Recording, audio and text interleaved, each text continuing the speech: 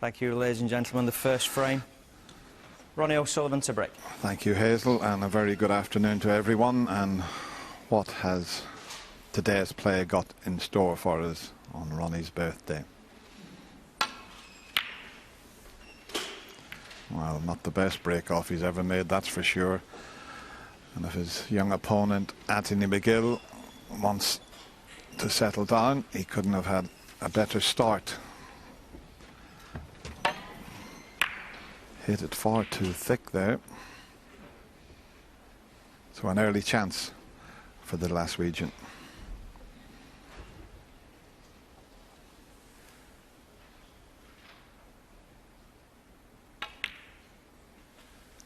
One.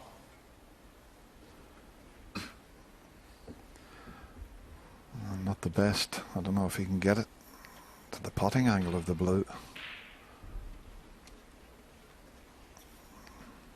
Looks a bit thin to me, and can he see enough of it? No, I don't think he can. So that was a little edgy start there.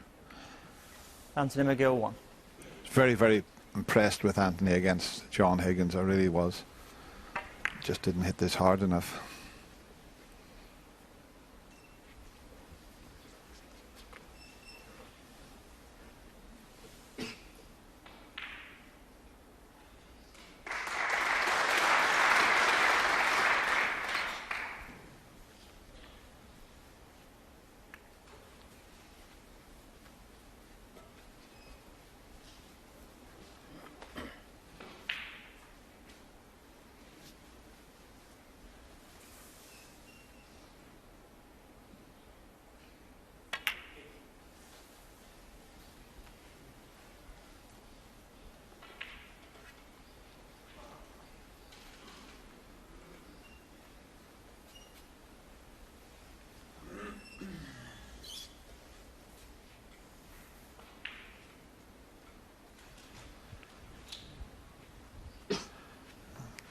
Just can catch the edge of that red. It's a bit tight though.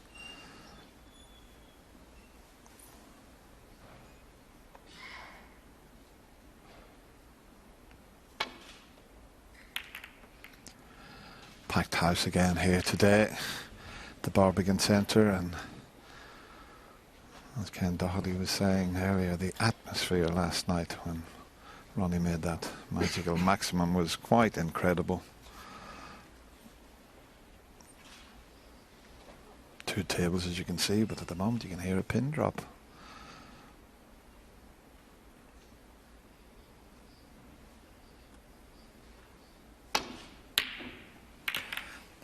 I think fair to say the same as Is it coming from over this area?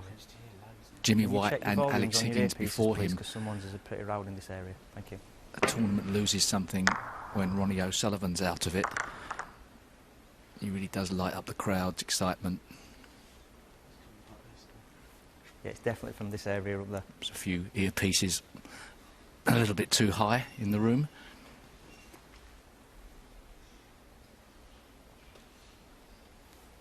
Yeah, that's the earpieces that, well, it's the modern day thing. Never used to have Somebody those. over there, we can hear your volume over here. Can you turn it down, please? Yeah, somebody's volume's just a little high. Not sure what Anthony said there, but he obviously got a good sense of humour, as all Celts have.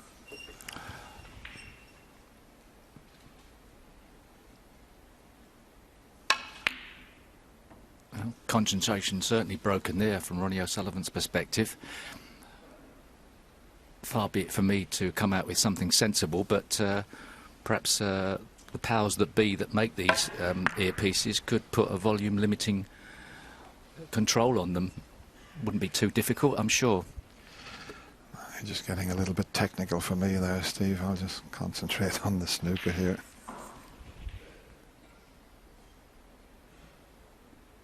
Oh, that will go. I thought it wouldn't pass the green, so... And I tell you what a positional shot he's played there, and he's given himself a terrific opportunity here. It was a lovely little piece they did with Anthony walking around York, and he seems a really nice lad.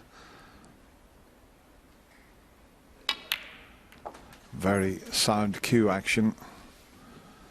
And of course practicing with the boys up in Glasgow and with his boyhood hero John Higgins, who he done remarkably well to knock out in the deciding frame. But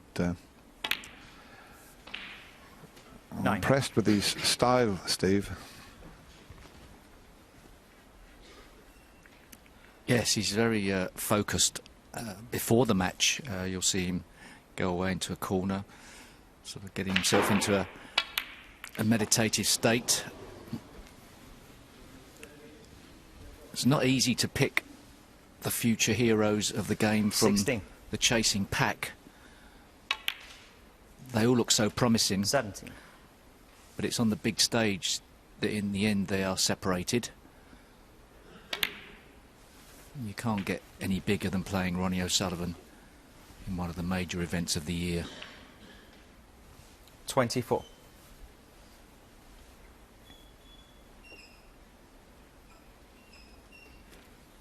He's looked very assured in the opening shots of this break. Easy to panic knowing there's a good chance. We've seen many people really get off to poor starts against Ronnie because they feel under a fraction more pressure. But when they do get a chance, they've got to convert it.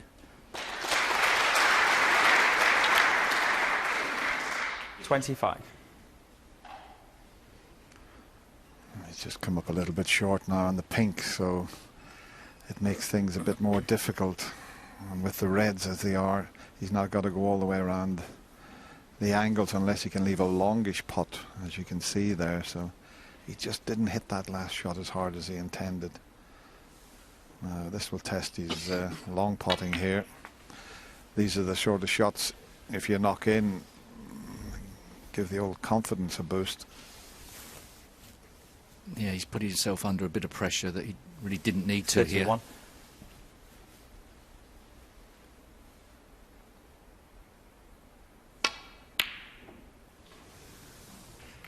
Anthony McGill. 31.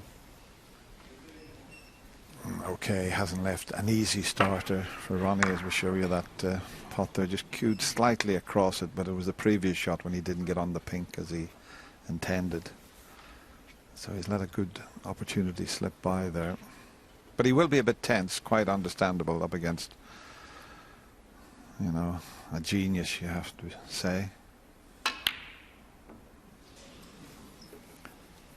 Tough shot into the middle.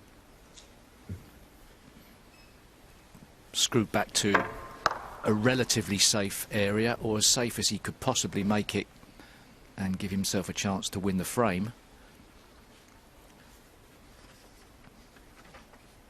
Anthony's got a couple of tempters, but he's trying to get in behind that blue and green here. Good chance as well. Poor effort.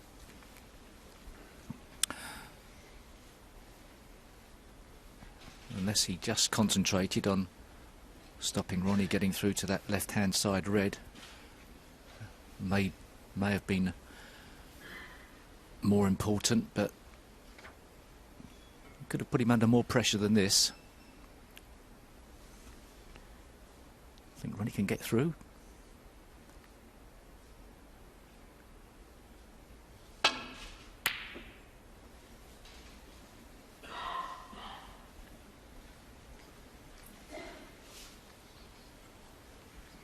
He was a way out with that, but actually he erred on the right side of that shot. If he'd have missed to the other side, the cue ball would have been running free.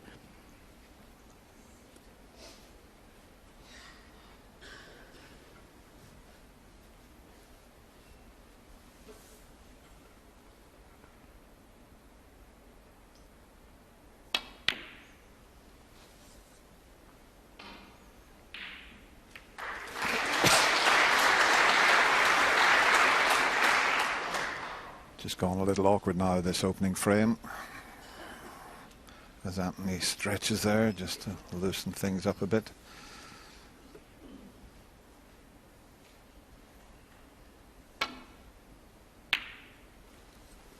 Yeah, that's brought the game back to normal, sending this red up the table. Anthony can now send the one next to the yellow back up the table, and normal play resumes.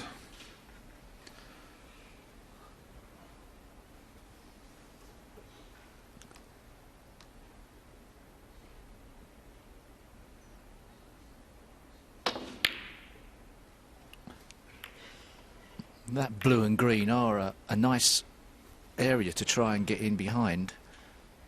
And arguably, the first player to get there may do some damage.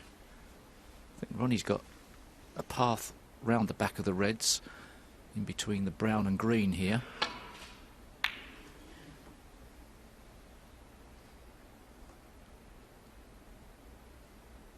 Oof. Nearly, a little bit short of pace. So a chance for Anthony.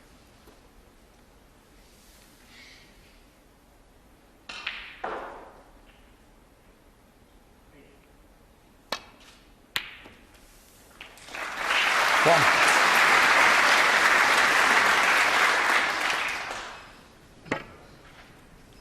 Nice cueing there. Now the reds all look as if they're sitting in a nice position, but not just yet. He needs one good shot. They're all sort of covering each other somewhat into both corners. There's just one in the middle to the right of the pink that's available. But with the angle he's left with here, he's going to have to cannon into other reds. So he's got to be a little bit careful here because the blue's not on its spot. He just, once again, just underhit that slightly. Instead of a straight red to get on the black, he's now got to do it with the aid of a cannon, and you know, they can go wrong. Well, this is a horrible shot to really play because it's not a certainty, potting it with speed.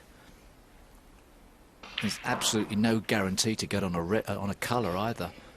So it's a low value shot, but one he must take on, I suppose. Be bizarre to try and play safe from this situation, but he's going to be spreading reds all over the table, and if he's not on a colour, now he's looking at the plant, which is an option. Well, it's not a bad option either, is it, Dennis? You could screw back to some type of safety or just commit. 9. Yeah, fully committed, and he's nicely on the black. Might be a little bit straight on it, but once again, it's not straightforward. The one to the right of the pink's available into the right middle pocket, but he's dead straight on this black, so he's got to get a little bit of action on it. Now, how's your luck here? Very well played. 16. Good cueing there, right through the ball to create the backspin there. So gradually these reds are all clearing each other, so good chance now for Anthony to take this opening frame.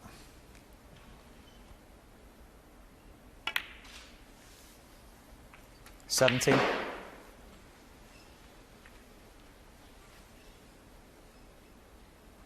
Well, regardless of the pressure out there, I'm sure his fans and friends would expect him to win with this visit. 24.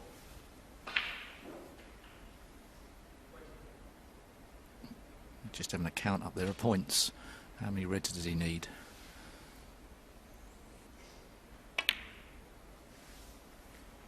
$25.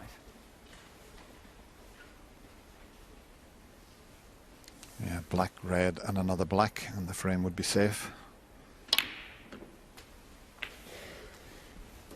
The maths of the game aren't that difficult, but under pressure sometimes you find it 32. difficult to count.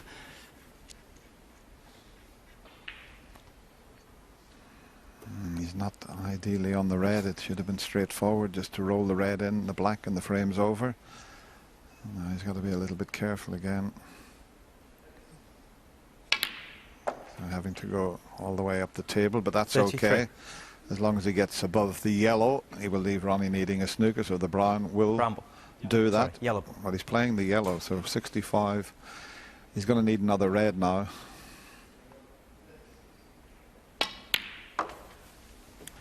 And interestingly, Anthony McGill, one of the players who uses his outside eye, 35. if there's such a thing, to line up. Right-hander using his right eye seems a little more unusual than the left.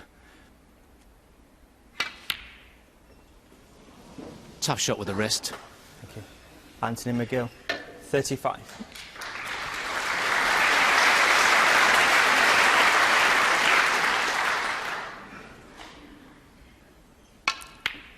Just left the door fractionally ajar for the counter-attack from Ronnie O'Sullivan.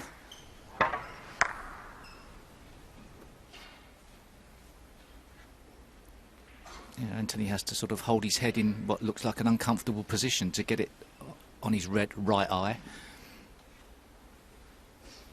Lots of discussions on players seeing one picture, obviously with two eyes. What eye do they use? I'll tell you what, he's played a clever little shot there, knocking the black safe, because Ronnie needs these 5 reds, 5 blacks and all the colours to tie.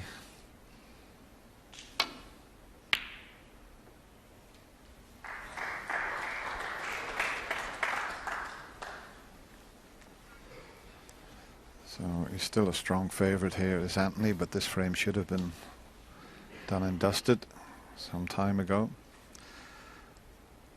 Just looking at Anthony, he does take me way back to the late 70s when we used to have the Pontins Festival of Snooker. I remember looking into the snooker room where they were playing matches, and there was someone playing on a table with the same colour of hair as Anthony. And he's sitting next to me now. Used to be that colour, Steve, your hair? Yeah, ginger's the new black.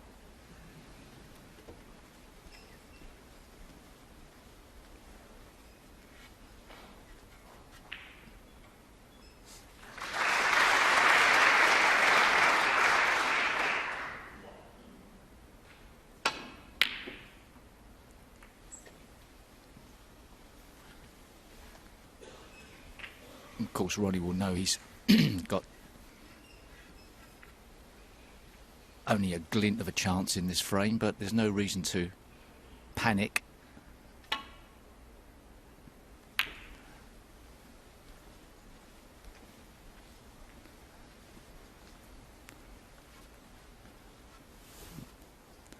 Unlikely to take this red on.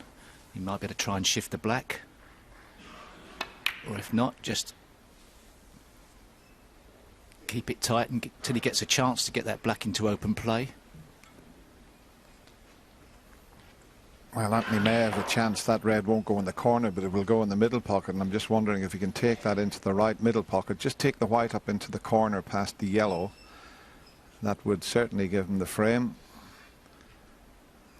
I don't know if he would cannon the other red if he tried that. If he could miss the cannon on it, just try and drop this in the middle pocket, and it's the end of frame. Oh, he's overcut it.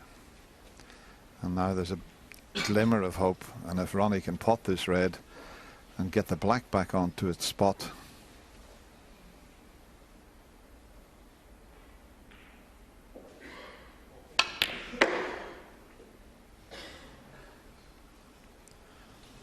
Not quite, so Anthony now a real strong favourite for the first frame. I'm not too sure he got the best of contact on that. Destroyed a bit of the screw back. Close, but not good enough. O'Sullivan 1. Well, that was good of Ronnie there. He could have conceded, but he didn't even look at Anthony. But you're not supposed to concede, you know, while your opponent's at the table. But this gives Anthony another chance to settle in. The frame's over now, so it'd be nice to knock this yellow in, just as another little confidence booster.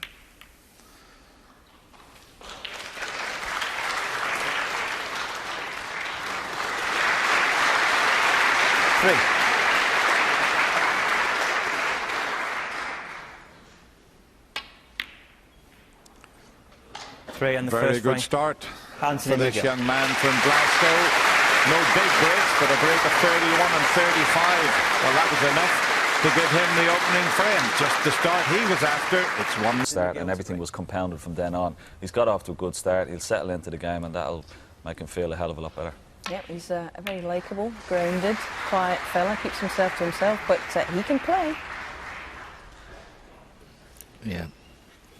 Backstage, anybody in the snooker world will see Anthony McGill half an hour before his match go off on his own into a corner, sit down, close his eyes,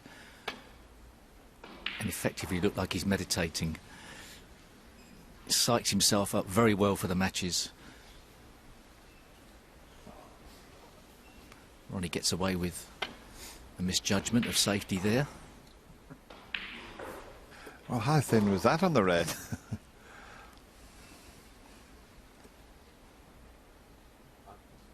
Hit it. Anthony says, back please.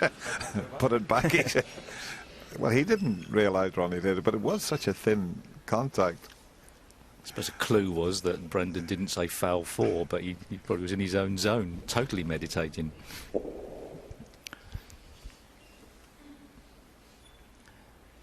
Easy safety shot, but red will move in the pack.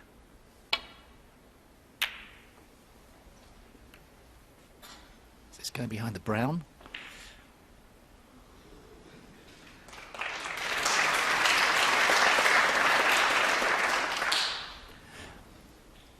Of course, regardless of what happened last night and how breathtaking Ronnie O'Sullivan was, the scores go back to 0 for this match, and you've got to reassert yourself again. Every day's a different day. But he's not the type of person, is he, Dennis, to have sort of suffer a reaction from how good yesterday was. He's so used to that sort of standard. Well, to have done it 13 times. I remember years back a player, if he maybe made the highest break in a tournament, he couldn't play for 3 or 4 frames after it, but those days are long gone, and you know, you're looking at a man that's achieved everything in the game.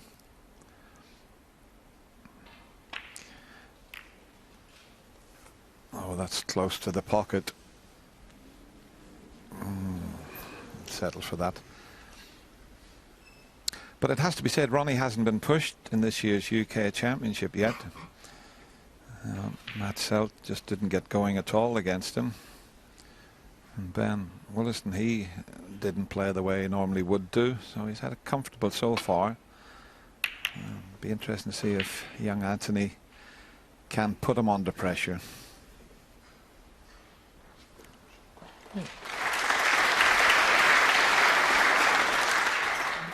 Not absolutely sure, but I've got a feeling Ronnie's back arm is a little bit more tucked in than it has been in the past. I don't know if it's something he's ever worked on or looked at, but perhaps I'm having a lapse mentally, but pictures of him playing a couple of years ago, was that back arm as tucked in?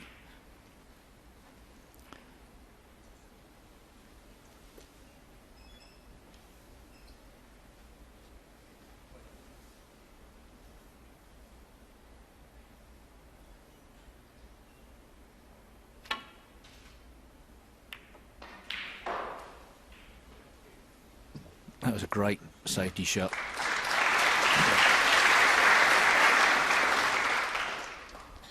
And this is quite a test for Ronnie. That red, he's got to avoid behind the black that's on the cushion if he takes his pot on. And he can avoid that and get back round the table for either blue or bought colour. But it's a tester, and let's see how his long potting is, because he hasn't really had a chance to do much in the opening frame.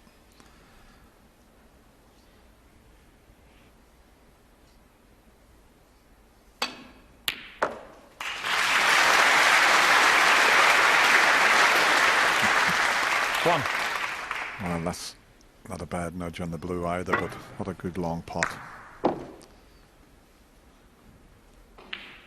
I think going back 3 or 4 seasons ago, Ronnie's long game was nowhere. He was just relying on when he got in amongst the balls, but I think the way he's played over the last season and a half, 2 seasons, his long potting's back to where it was.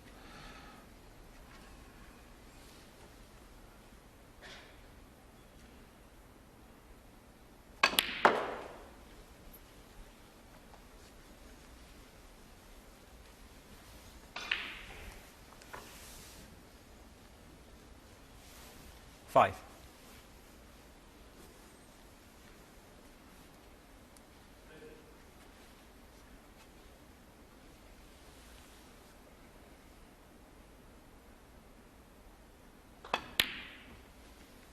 Six.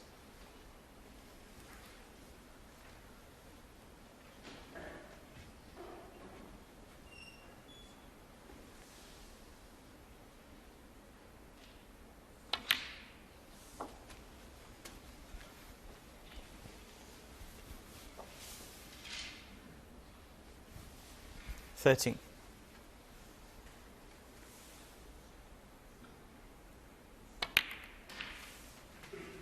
14.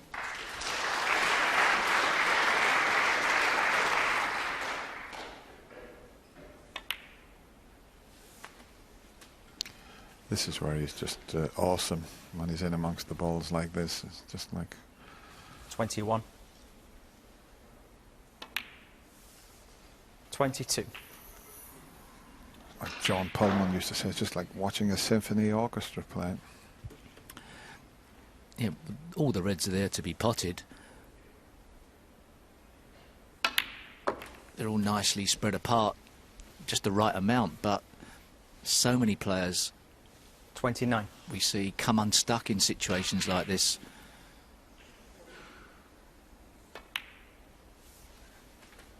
It always seems like Ronnie O'Sullivan never really puts a foot wrong.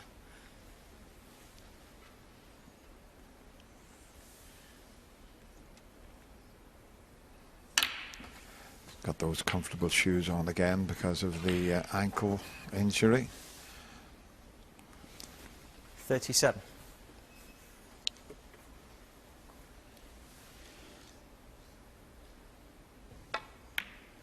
Oh, what was that, Ronnie?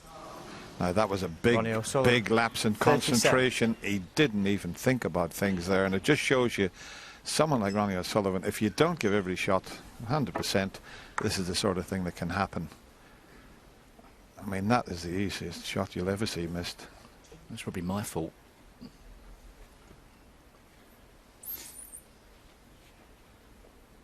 It's the type of shot that it wasn't necessarily that hard positionally. He's just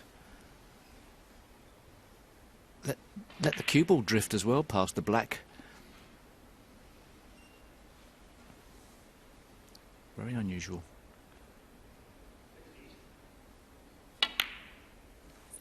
And a great starting red there from Anthony. 1.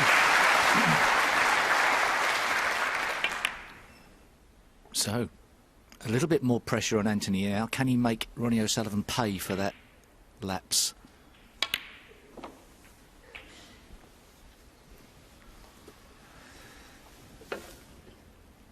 Well, the first red he knocked 8. in, he was up. He knew he'd hit it perfectly. He was up and walking around for the next shot. Thank you. 9. Well, can he make him pay? As you say, Steve, he's got the chance to do that. Red to the right of the pink would be a nice one to cannon into.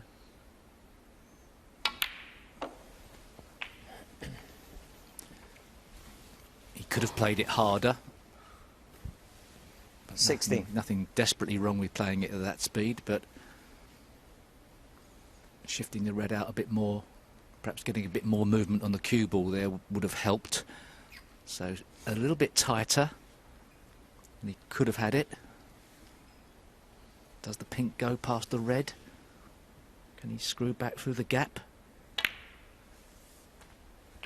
17.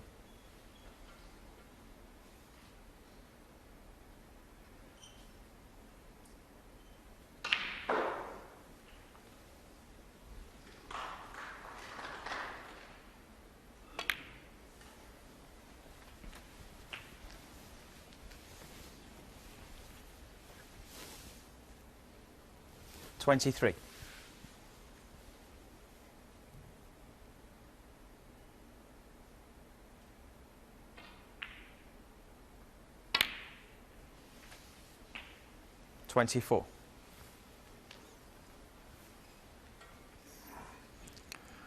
Well, it's not too bad. He can avoid canning this red that's on the top cushion, but the fact he's having to go the right side of the table, there's only that red that's near the middle pocket that's on. The other three reds there, the two together and the one next to the pink, won't go into the left corner. So he's got to get on the one for the middle. And he's coming up a little bit short for that. Might just be okay. Slightly hampered, but 31. once again, a little bit more pace would have been a lot easier. The white's going to have to travel in and out of the balk area. I think looking at that angle, he's got to avoid the green and the brown, and also the yellow coming back. Yeah, he's created a problem for himself by not staying on the black here.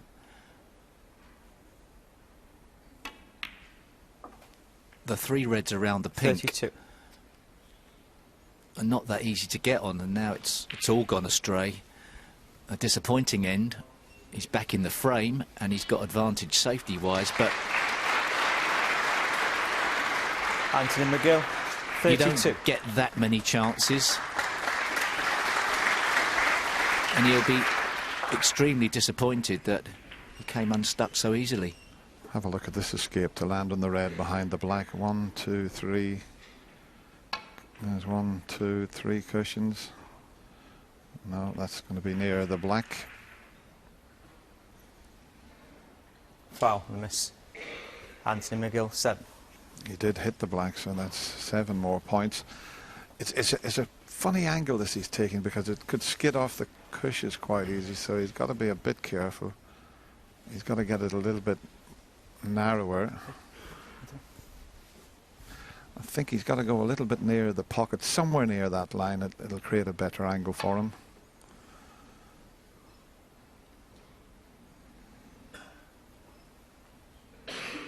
Oh, he's just coming up short, but he knows Foul and miss. he can Anthony get to McGill, it. But 4. Anthony will look at this, but I think is he a bit close to the red to take it on? Maybe not.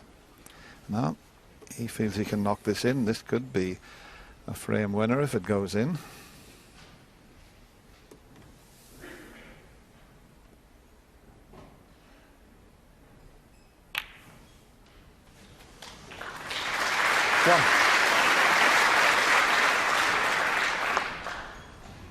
Very good.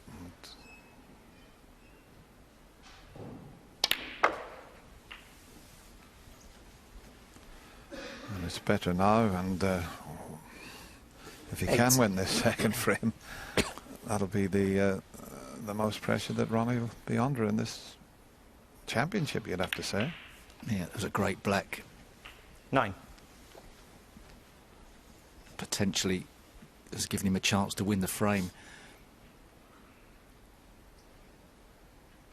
Obviously not a difficult pot on the black, but the positional play was very well controlled. Oh, he just had a little bit of a snatch at that, just a fractional bit of tension in the arm. 15. Got away with it.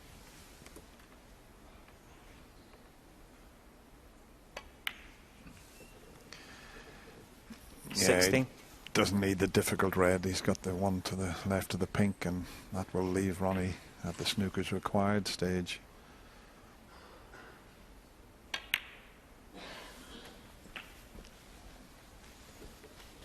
Smooth queuing has been resumed.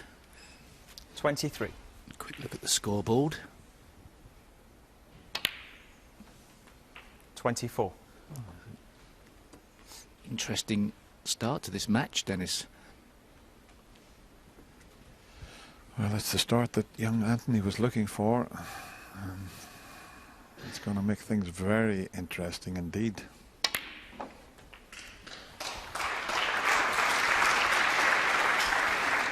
Red up past the yellow to make absolutely 31. certain of the frame. There's only one snooker needed at the moment, so he'll put everything into this pot. Yeah, he's away around the table. He knew that was in straight away. 32.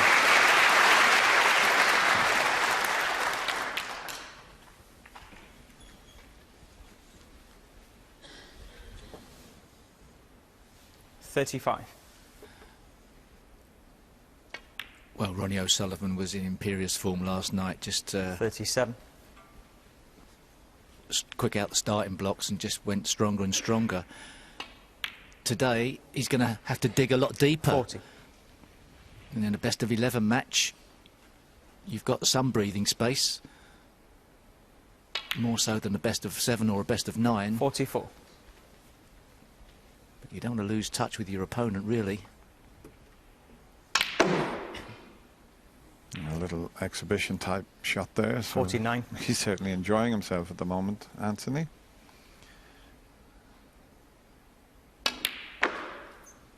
Ronnie O'Sullivan had an earlier 55. break of 37, but that was nowhere near enough. And trying a trick shot there.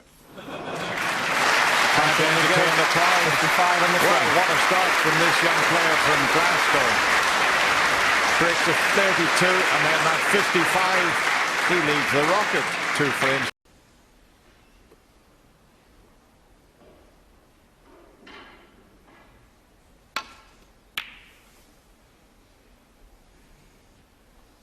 We've got 2 more frames to play before the mid-session interval.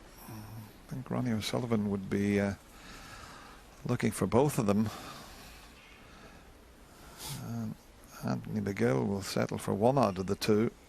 There's the putt success rate. Ronnie way down at 69%. Anthony up at 92. Yeah, fantastic start from Anthony McGill. It must be said that many people that play Ronnie on centre stage collapse.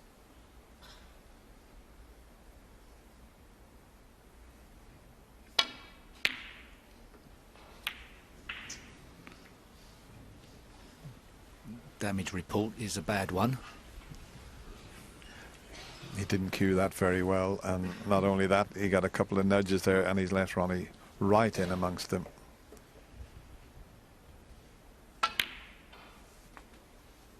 One. It looked as if he was going to get away with it for a moment there when he missed that red.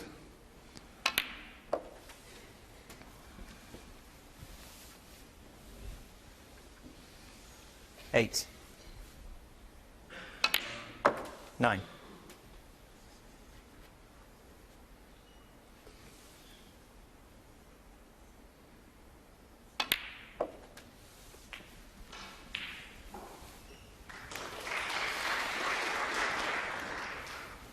$16. That red below the pack.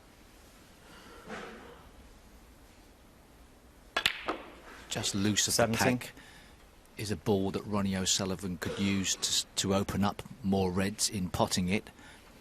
He's got a guarantee that he actually gets out on the black as well, but pretty natural shot to disturb a few at the very least.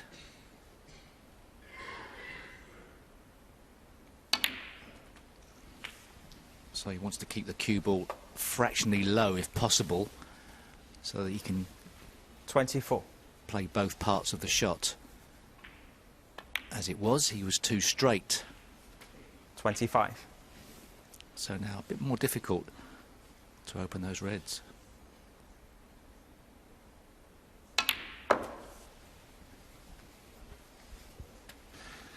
Yeah, it's probably easier from the blue to go into the 32. pink and reds. I think that's what he might play for here.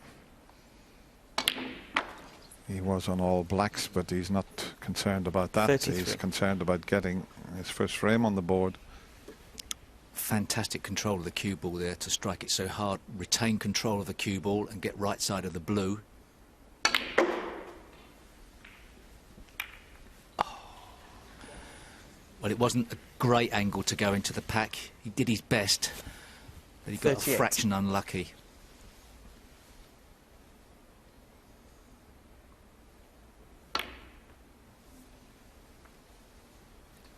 Ronnie O'Sullivan. Cue ball 38. didn't have enough speed.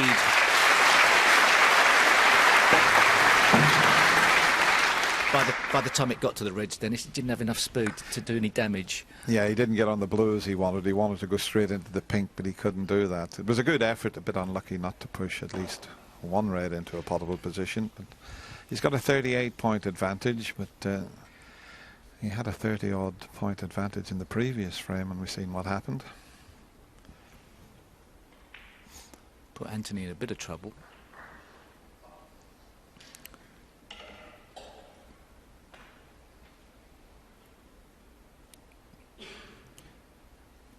Could attempt as a last resort, if he doesn't fancy any of the reds he can see, to try and nestle into the pack of reds, but that would be a last resort. He's looking at something along those lines now.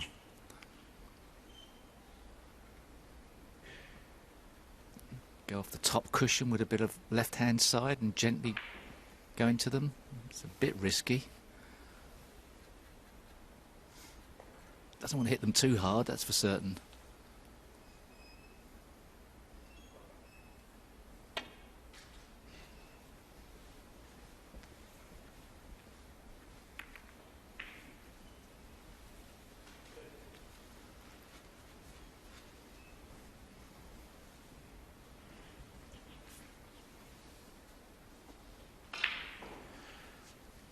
Yeah, it shouldn't be a problem. A little bit of side will get him over on the ball cushion behind the yellow.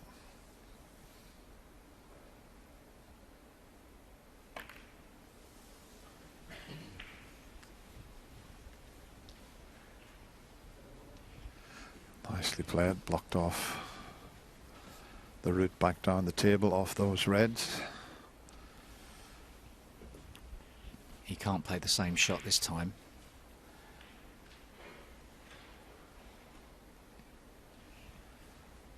And I think the brown's in the way of coming off the right side, off two cushions and into the bunch.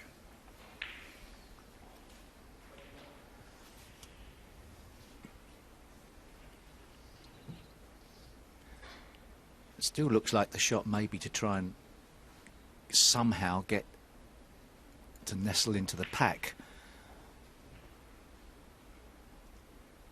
It's a bit risky off the side cushion around the balk line. So forced to go for these two reds. Not go for them, but well, I thought he was going to try and play some type of safety off the two that were nearly a plant.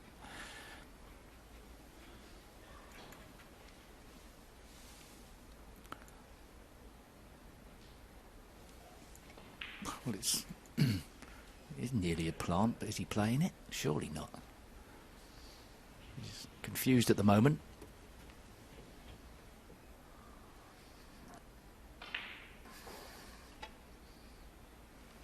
Is this white going to run in a straight line? This is a delicate one. I don't think that's going to get anywhere near the red. Foul on the miss. Ronnie O'Sullivan 4. Oh, can't believe that Ronnie won't put this back. That red that he's trying to land on, he knows if he hits it with any amount of pace, he's going to put it into a potable position. So Brendan Moore's got to find the exact spot there, but we know he could hit the one that's behind the black. Couldn't hit the bunch of reds. So will he try the same shot again? Because it looked as if it might just be drifting slightly at that pace. Yeah. I think it's okay. So A little bit more that way. yeah, in fact, he's even making it more difficult for himself. So that's the Show off. And that's the beauty about the game of snooker. You know, they never take advantage from this sort of situation. Well, let's see. That's not going to get there again, is it? Is it? Is it? It is. Oh. Yeah. Foul on the miss. Oh, he just stopped short again. Ronnie O'Sullivan 4. If he can hit this full ball, He's going to get warned. he certainly is. Oh, like a warning, don't you? Yeah. Do like a warning, Dennis. Well, did you not lose one against Ken Doherty when you were warned twice at Masters in Ireland, Okay, and then. you missed it 3 times, lost the frame? Yeah, okay, Ronnie. Schoolboy error there, Steve. Yeah, so this time frame for Ronnie, Anthony. I was the first player to lose a frame under that cruel rule. He's now looking at the plant. Why not go for it? Is he?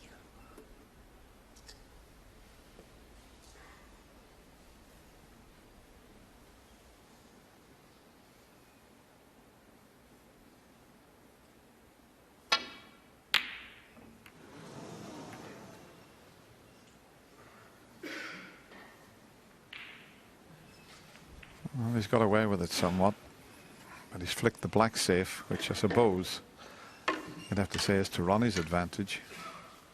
46 points in front.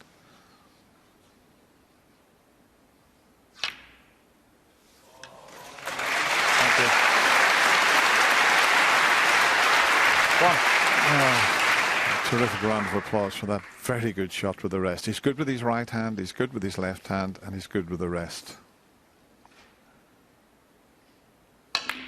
Could say that was a winning formula. Struck that so well. He's not particularly judged by the power he can play. We have other players who seem to be great power players, but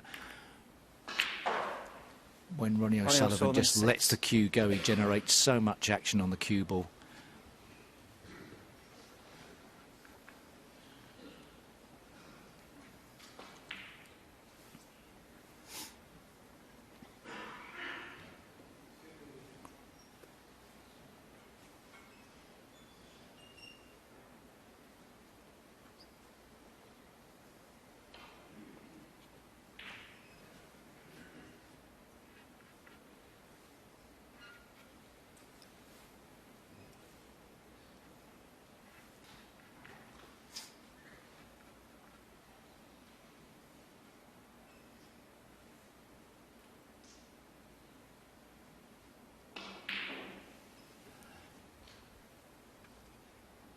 Thin off the left-hand side of the pack.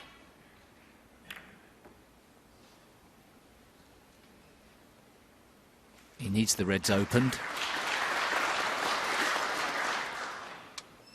He'd like a safety shot where he could get the black into play, and that red by it is always a possibility. But Ronnie O'Sullivan's such a clever player. Has he spotted a plant to nothing? There's the possibility, right-hand pocket.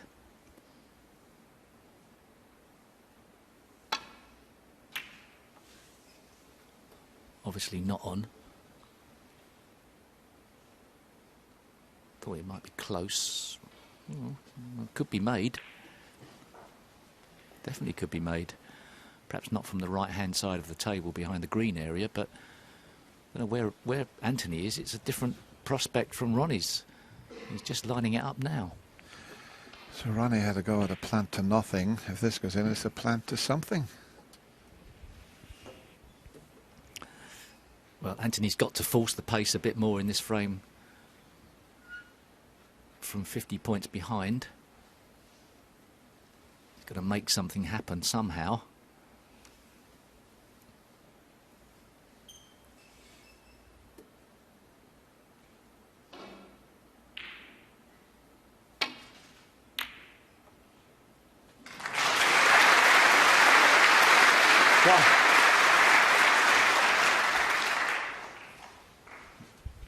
I'll tell you what, if he's got an angle on the brown, but maybe that little shake of the head says he doesn't. If he's got an angle on the brown, there's a slightest, but not much. He can't do a great deal with the cue ball. But I was just thinking there, okay, the black's tied up, but look where the pink and reds are. He could get right back into this frame without even bothering with the black. No, there was a case to be made for Anthony to play that shot a lot harder and commit.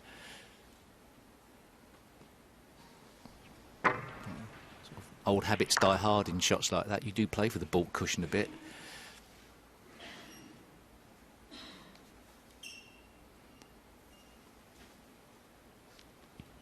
He can certainly get himself back in the frame, can't he? Yeah, he's going to have to leave a long red and then a possibility of getting onto that pink. He's managed to force an angle and he's played it very nicely. Now he can get a few reds and pinks and battle his way back in this third frame. 5. That was close to being able to follow that in. He made that angle himself just with putting the brown in the left side of the pocket as he looked at it.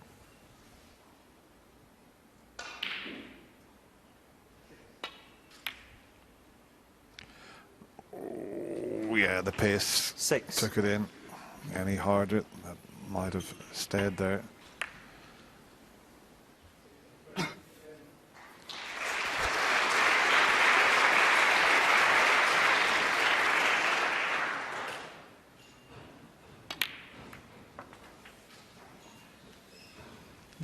I'm not sure about this.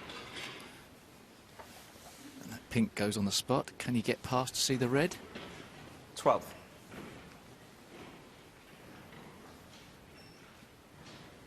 Just.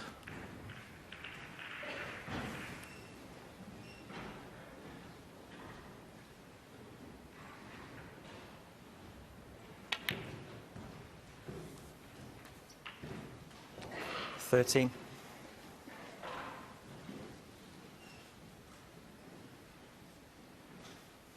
Yeah, he's in good position here. Just a nice little screw shot.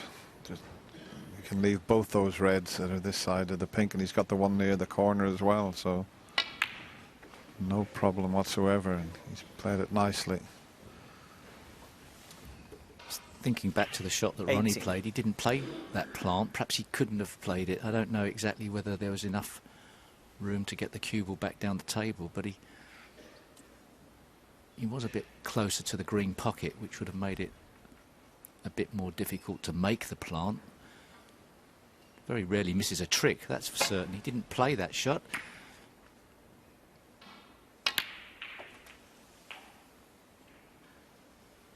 $19.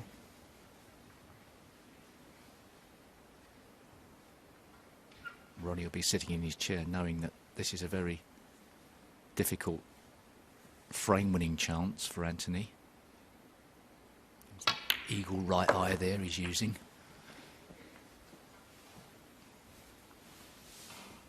It's going to be tough with 3 reds safe. 25.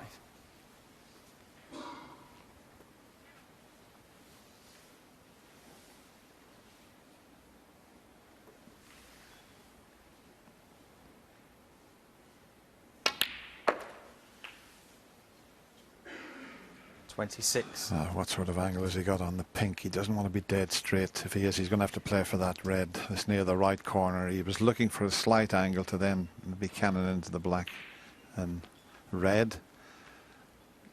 He's just off straight, so can't do a lot with the cue ball. This is key shot coming up here. He's got to get an angle this time to bring something 32. into play. Off the pink, if he's going to try and get the red either side of the pink ball there. He's perhaps missed a trick in trying to shift a couple of those reds off the side cushion earlier, although with a little bit more risk involved. Now he's tried to lift. That's a great shot. It's a little bit unfortunate. 33. He could have expected a better outcome for the white there, but positive shot. Yeah, the only thing is when you move a red, when you're potting a red, you're never guaranteed where the cue ball's going to finish. There was a good effort. This is a bit of a tester for him. He's right back in this frame. He's only 19 points behind, and he's got a dead straight blue. He's looking at the green. He prefers the green.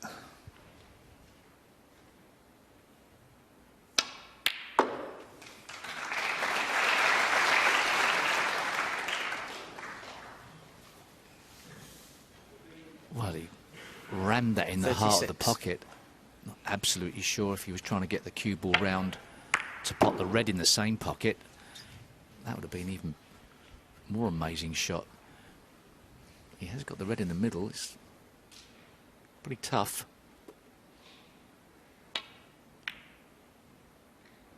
Well, 37. well, he has a chance here. I don't know whether he can do it off the brown or the yellow, but he can go off the cushion and head towards that red that's near the black, and if he misses that, he'll even go over towards the red that's the right side of the table. So I think the yellow is the better one. Slightly more difficult pot, but better angle. And here it comes, and that looks pretty good. Oh, he's unlucky. Not a great effort. 39. Well, he's back in the frame, and he's got control of the table for first chance of a telling safety, although it would be difficult to put pressure on a player with the balls as they are. You'd think it would be the red off the left-hand side down into the balk area. Can he snooker him, though? Not the greatest of McGill. shots, 39. but he may have got a bit lucky.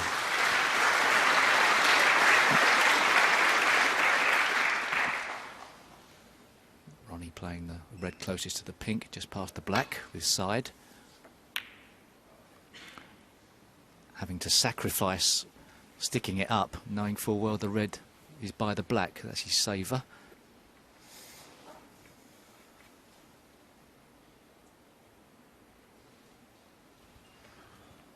I was just thinking if it had been an easier pot on the red, if he could pot the red and get a snooker. Look where the red is next to the black. He could get quite a number of points off it. You see, there's no possible way of getting to the black and red from the blue because of the pink. So he'd have to get onto the pink in such a way that he could possibly move that. But yeah, it's not an easy pot this anyway. But it's there. And he has got an angle on the pink. And if this works out, he can pot the pink, he can stun it off the cushion, and he can bring that black and red into play. Oh, he took his eye off the pot. Took his eye off the pot, Anthony concentrated McGill on the cannon. He might be in behind the black here. I think Ronnie, I don't know if he can screw the white in behind that black. It seems to be far enough off the cushion to do that.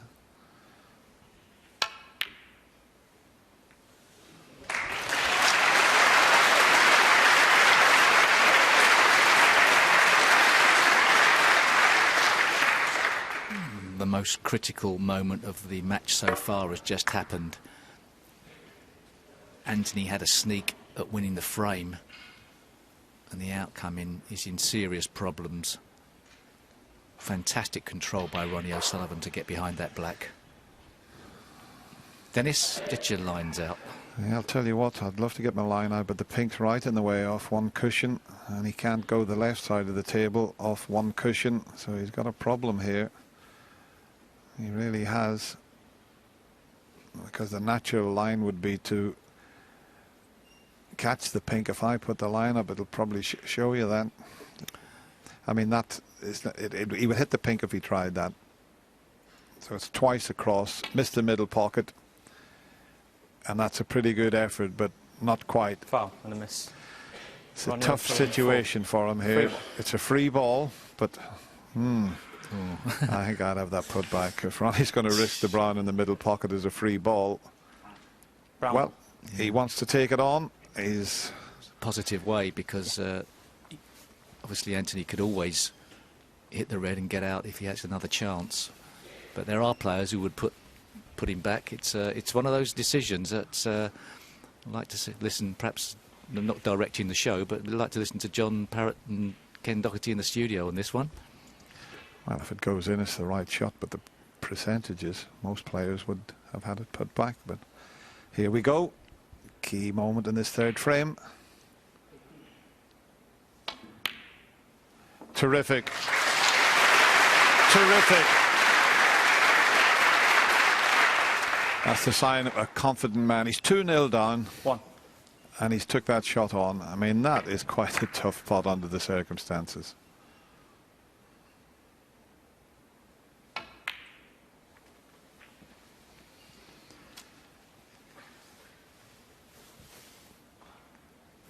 Just a quick glance at the scoreboard, 22 in front.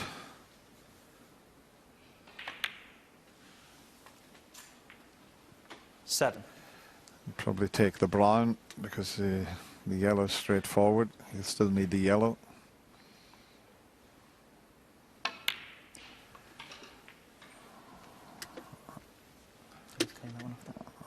Well, Ronnie's put the red, and he's just cleaning it. I thought he was going to nick the red there. He wouldn't be able to make a maximum with 14 reds on the table and one in his pocket.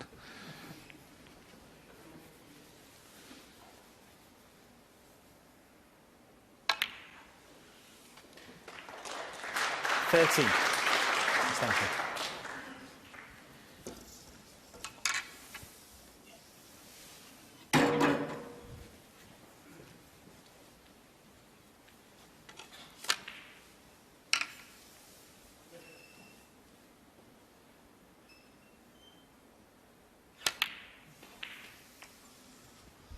It's a fascinating tussle, this. It really is, to see a young player up against 16. the genius of the game, and he's acquitting himself so well. And he had a chance there in that third frame, but that 20. Brown as a free ball that Ronnie took on was a bit special.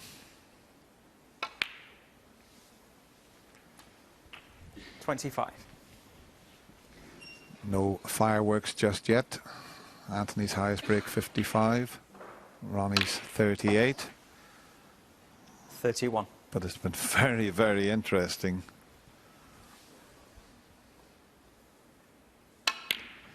It's a frame that Ronnie needed, and it's a frame that he took.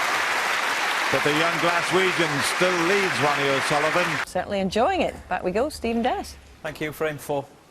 Anthony McGill to break. Well, for all Anthony McGill's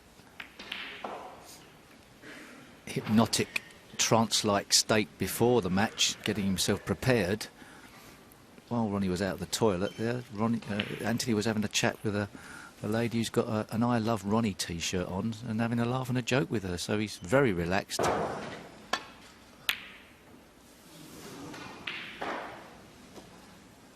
I thought he was going to get up off the shot there. There was just a noise. I don't know whether someone dropped something, and he thought about getting up and just carried on. And you can hear it might have come from the other table. It sounded a bit like someone had a rest, putting it back or something, but Tough shot to play. He's played it very well.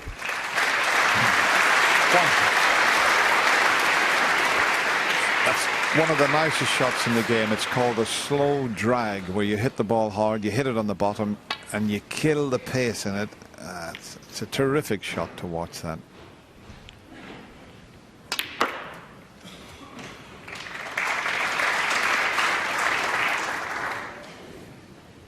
Positive shot there as well. 8.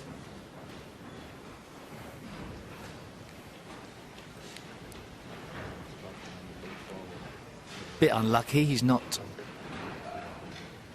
shifted a few more reds into better positions, but he's got one red, obviously other than the one he's going to play now. He's got one red potable into the right middle as a last resort, effectively.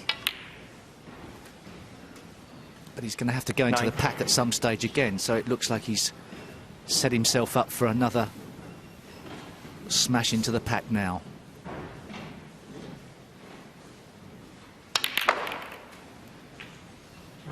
And how well has he played that? You could see the white stop and then spin back again, so plenty of cue power there. 16. Have a look at this. Watch the white stop and then it just keeps on spinning. Well played.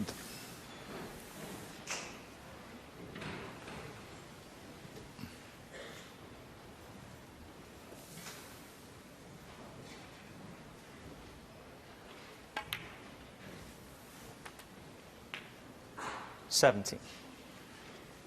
Well, That first shot he played with the drag shot. This is how it's played. You hit the white on the bottom. Watch that black and white ball spinning backwards, and then all of a sudden it goes forward. It's a fabulous shot to watch.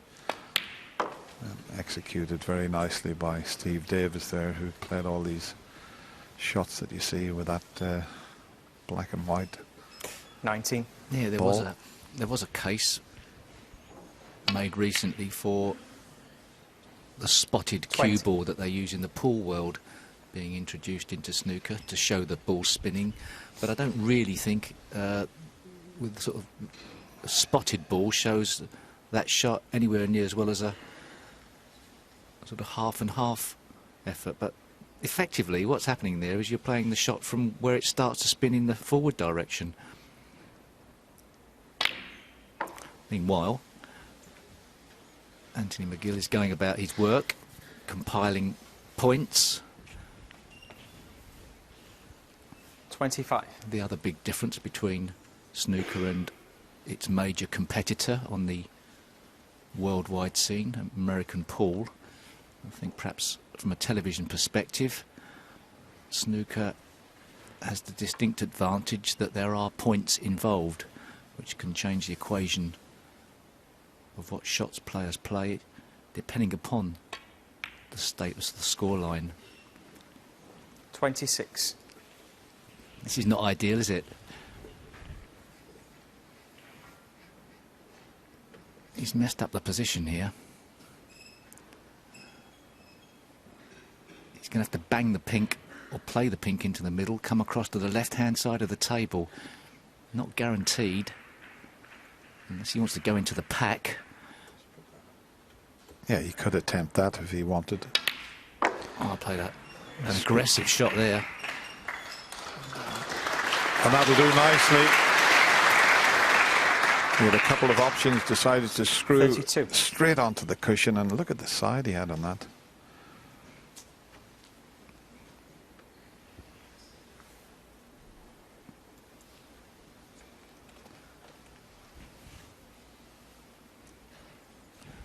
Once again, not guaranteed to get on a colour here.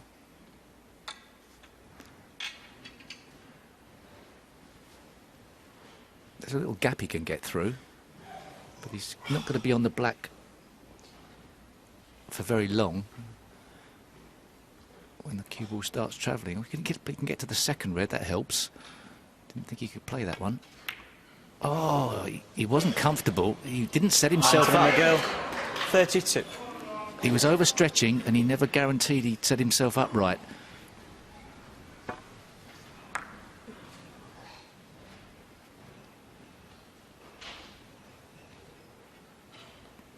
And that's a bit of a mistake at this level. You shouldn't be unhappy with the setup before you play the shot. Oh, a bit of a mistake is an understatement. He had a great chance to take this fourth frame. He's already 32 points in the front.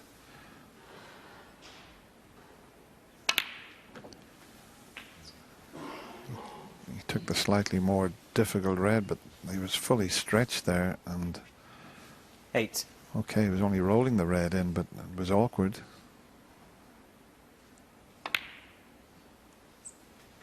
9. I suppose we see many times a player do that and pot the ball. We wouldn't think anything of it.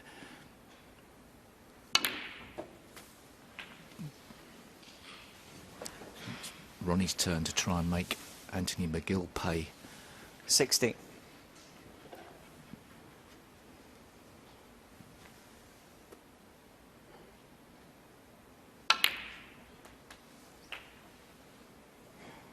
Cue ball dangerously close to the middle 70. pocket.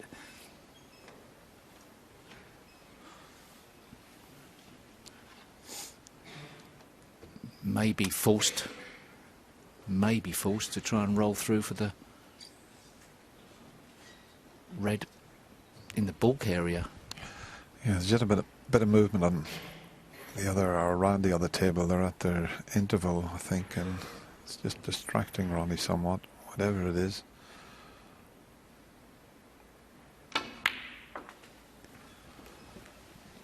But we keep saying when you're fully focused, you don't know what's going on the next table. I mean, it's happened at the Crucible since 1977. We've had 2 tables, and when you're concentrating, playing well, you don't hear anything on the next table.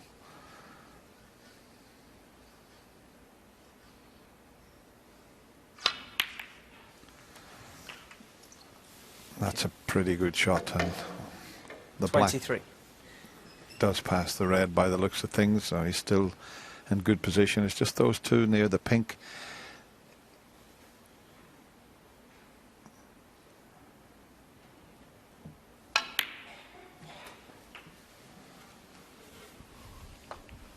Yeah, one of them does go, so he played that nicely. 30. Frees the other one now. 31. Yeah, there's not really anything safe, is there? Good chances for Ronnie. Yeah, and he looks to be digging himself out of the early hole he found himself 37. in. It's so hard to keep under wraps.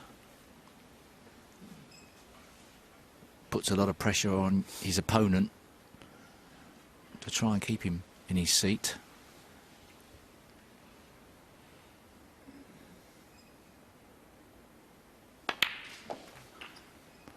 So 38. while Anthony McGill will be not displeased with his performance, when he goes back to his dressing room, a certain amount of frustration that it could have been a lot better. 45. 46. This already Ronnie's highest break in this match so far, coming just at the right time.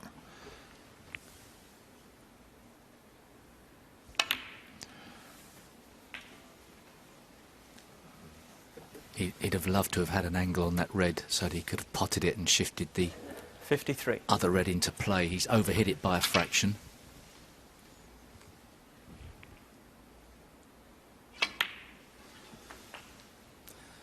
So now, still some hope for Anthony McGill. 54. That red on the side cushions is not that easy, is it? I think it goes in the middle pocket, but he'd have to get right in behind it, Steve, wouldn't he? Yeah. It is missable.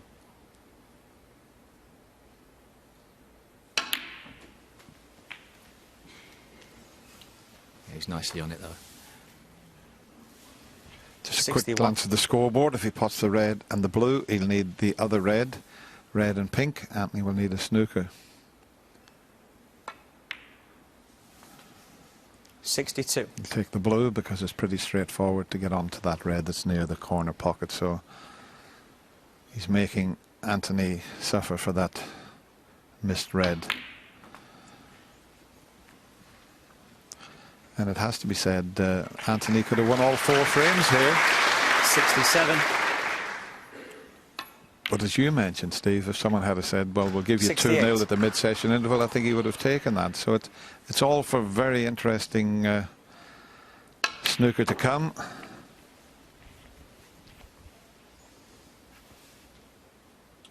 $71. You get the feeling that 73. Ronnie's building up to move through the gears for the second half of this match, so queuing nice and smoothly now. 76. Frame 1.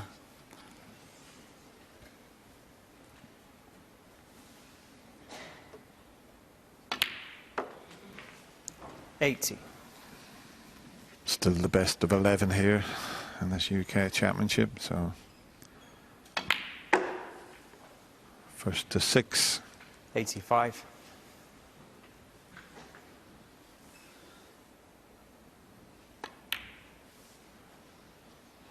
91.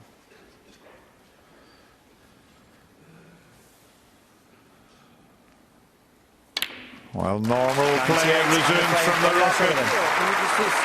That was a terrific clearance. He's a little bit annoyed with something squeaking, he says to the referee, but that doesn't matter. He goes to the mid-session interval all square with Anthony McGill. Looking forward to this second session of this quarter-final.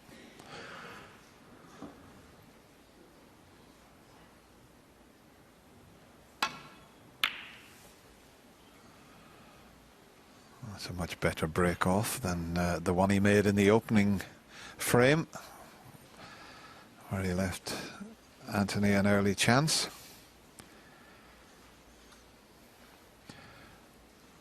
Oh, there's a hair on the cue ball. Well spotted. I wonder, will Anthony spot it? Oh, he has. Eagle-eyed. Anthony has spotted it. Brendan Moore from Sheffield just cleaning that. It wasn't a grey one, so I don't think it's one of Brendan's.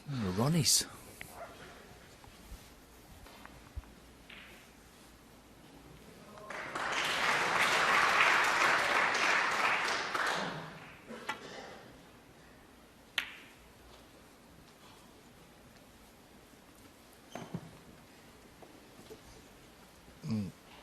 That red is potable into the middle pocket. Not ideal. He hasn't got a clue where the cue ball is going to go.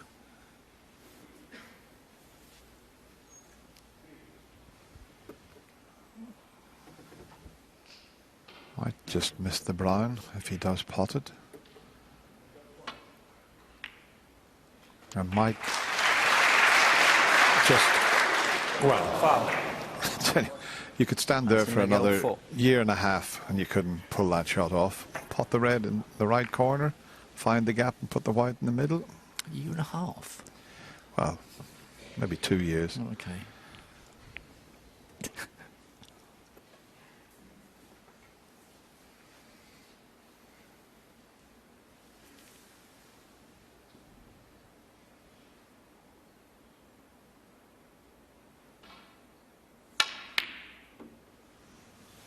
Yeah, those are the shots that test the old cue action, and he's so good at that, and he hasn't got away with it. He's flicked the yellow. That's a bit unlucky to stick it up, but these are the sort of shots that someone like Anthony would practice for hours, really. I used to watch Stephen Hendry when I went up to Spencer's club in Stirling, that's no longer there, and he'd be playing that type of shot. He'd have them all lined across the middle and he'd keep knocking them in, but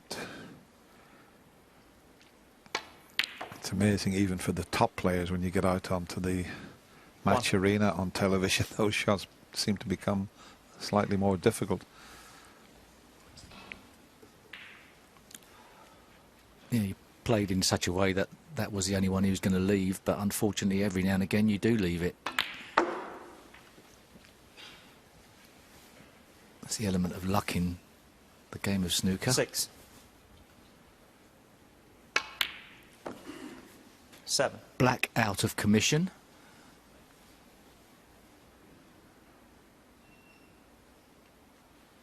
But Ronnie's always very clever when it comes to getting it back into play. And about from here, that's going to be tough. Lost control a fraction.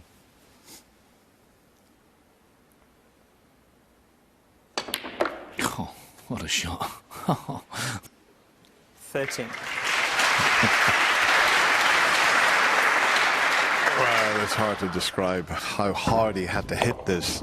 And you could see both the red and the white jumping around the table, but he can get the black into play in a couple of shots' time.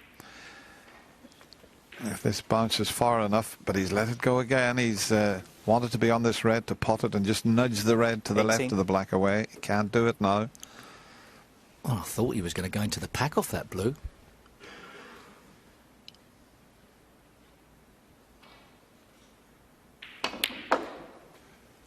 $19. Well, I wonder if he had that again. Would he play it the same way? No, he was trying to get on the blue, Yeah. and he would have went into the pink and reds this time, but he was trying to get the black into play, but he just didn't get the position required. This has got to be very accurate, and I think he played it very well. Oh, what a nice shot. He's now through the gap. He's given himself 23. an outside chance of keeping the break going.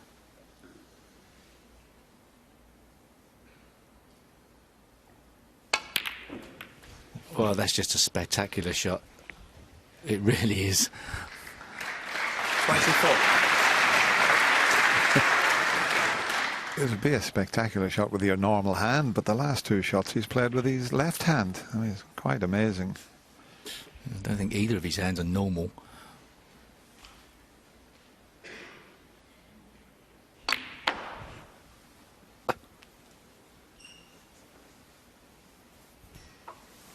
Yeah, that's pretty good. He had a margin for error. He's got the 29. red above the black, or this one. 30. Well, he's in prime position now. Still got 3 reds available. Just the one to the left of black. It's just a slight awkward one. And that's the one he's played for immediately to clear the black for both corner pockets. And he's carrying on where he left off before the mid-session interval cleared up with a 37. 98 break. 38.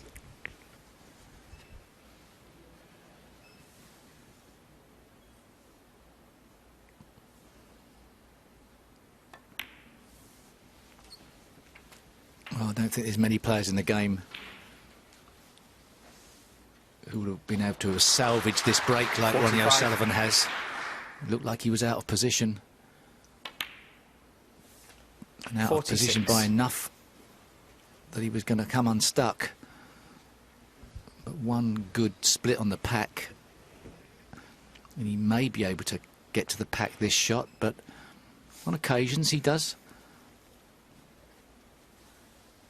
have the patience to leave it until he has to play the split. Other players wouldn't risk leaving it to the last minute. 53. Confident that he can get the right angle 54. on the black. And here's the frame winner coming up, if this goes right.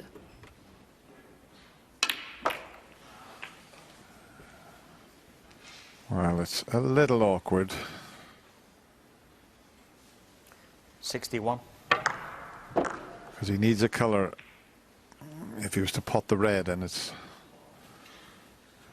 just dead close to the cushion. So this red, he'll have to cannon the other, so not guaranteed to get nicely on the colour that he'll need to win the frame. But he's played it with lots of 62. pace. So just the black needed.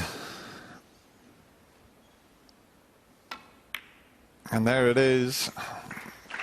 But a couple of the shots he's played in this break with his left hand, 69. well, they were exceptional, I can tell you that. The one into the right corner when he pushed through the bunch was a superb shot, and the one before 70. was just as good.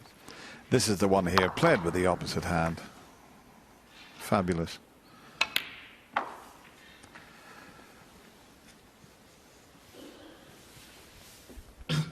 $76. As I mentioned, 77. 98 before the mid-session interval, and now this. The rocket certainly has taken off.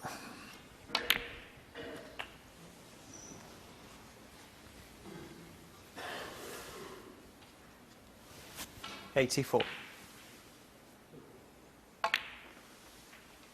85.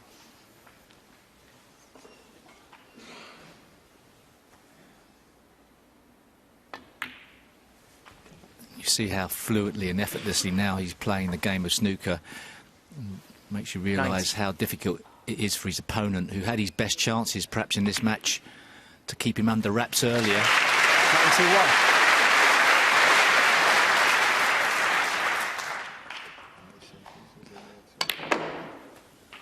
And now, from Anthony McGill's perspective, 98. it's going to be like stopping a runaway horse. Well, that really is a fabulous century break from Ronnie O'Sullivan. That's his fourth in this year's UK Championship. 103. He's now made 768 centuries in his illustrious career. 107. He made 53 centuries last season, just at 19. Well, that one there makes it 20 for this season. 112. Closing in on Stephen Hendry's record. 118.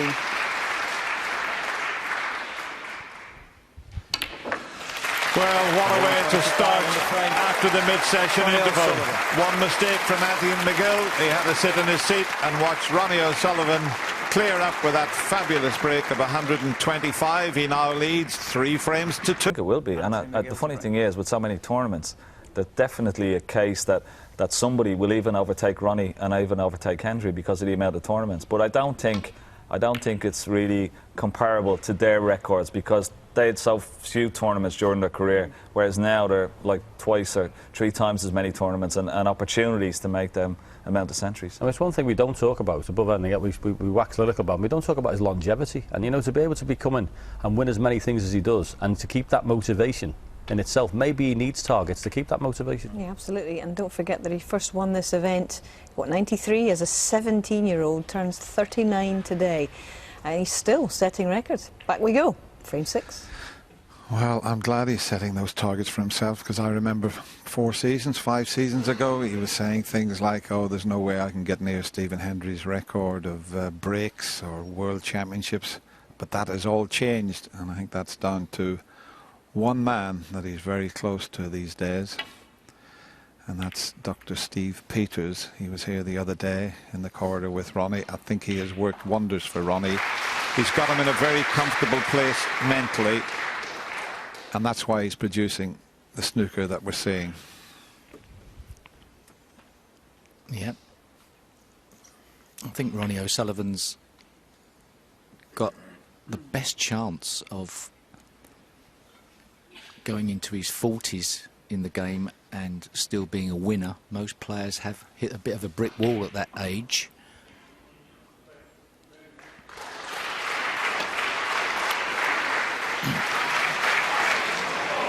Foul.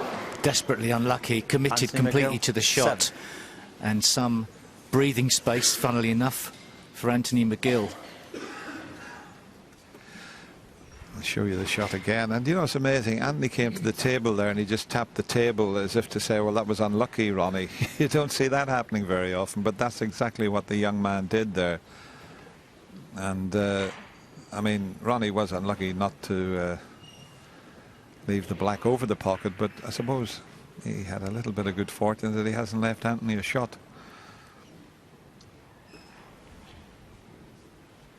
Just checking the 3-ball plant.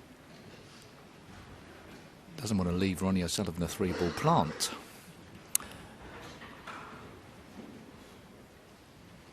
Strange situation. Put Ronnie O'Sullivan back in. No real point, is there? Yeah, it's going to be tough even for Ronnie O'Sullivan to get to 1,000 centuries, depending upon the amount of seasons he plays, because he doesn't play in every event. I mean, if he was going to be playing as much as some of the players, I'd think it was probably nailed on. Take your seats quickly, please. But he doesn't play in the PTC events at the moment. He doesn't always play in every ranking event, so to get another 250 or so centuries, that's going to be very difficult. I don't know how many centuries he made last season, not playing in every event, but I don't know. He made 53, Steve. Another five seasons worth? Tough. Seen Anthony having a little smile there. I'm not sure what he was smiling at, so he's still got a sense of humour, even though he's one frame behind.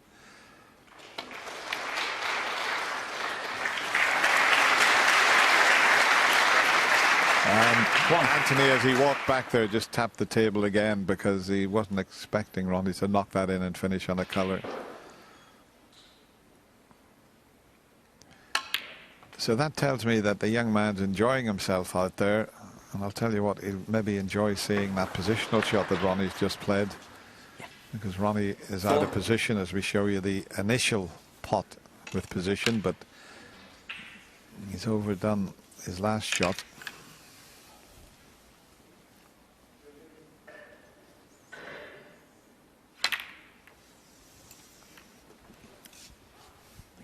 Yeah, he was pretty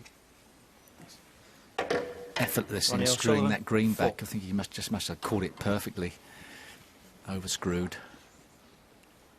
He's turning up the heat on his opponent, that's for sure.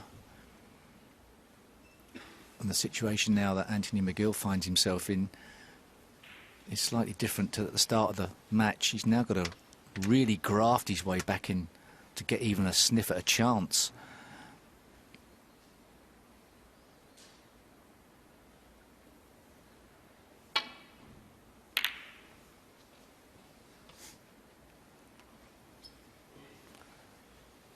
That's the best he could probably do there.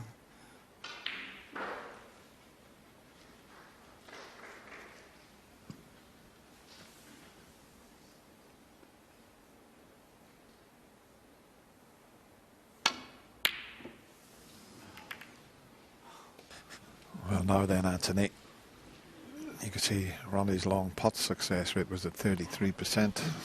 And, he's usually pretty good at that type of shot, but it's now left Anthony with an opportunity here. That's what he thinks of it. 1. Just about okay. Wanted to be further out into the table, but shouldn't be a problem getting on that red that's to the right of the blue.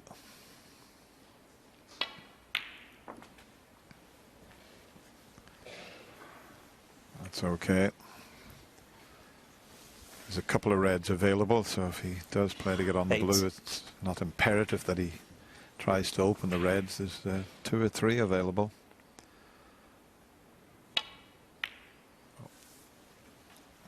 9. Yeah, there's 2 reds at the back of the bunch. One will go in the right corner, one will go in the left corner.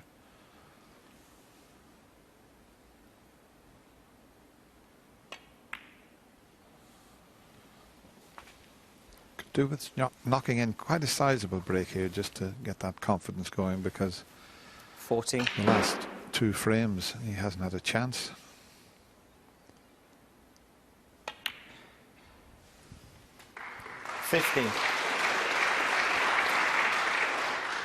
Yeah, I felt that Ronnie wasn't going to present chances to him that easily, but one went astray.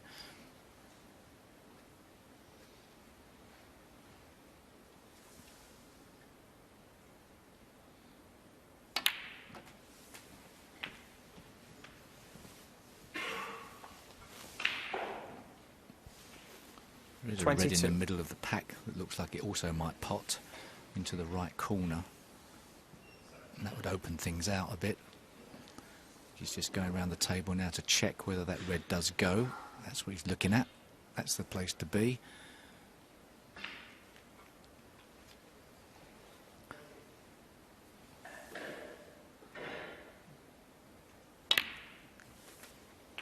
That's in preference to going into the pack off the black, so a fraction of right hand side perhaps, just a fraction. Oh, he changed his mind. He had the perfect angle.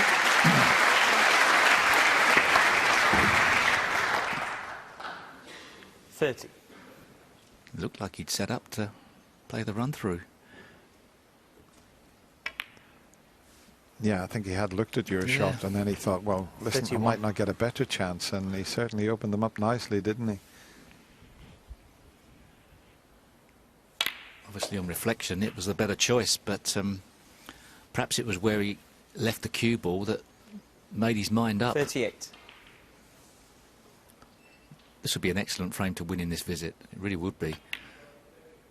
Oh, no. Oh. Anthony McGill, 38. Do you know, that seemed to drift slightly there, the way the old cloths used to play with the nap. Let's have a look at it again. There it looked not too bad, and then all of a sudden, just the last 6 inches or so. Yeah. Well, it was never in the heart.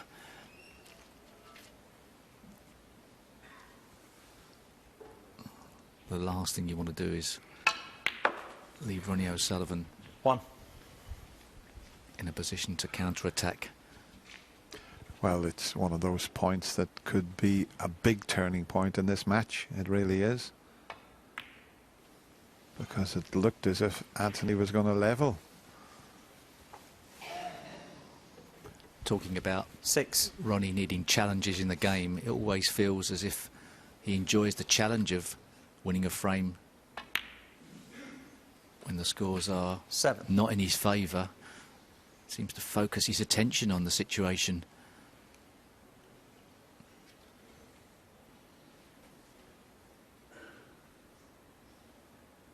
It always seems to me, Dennis, like he enjoys solving the puzzle of 2 reds on the side, cushion safe. How can I 40. clear up from here?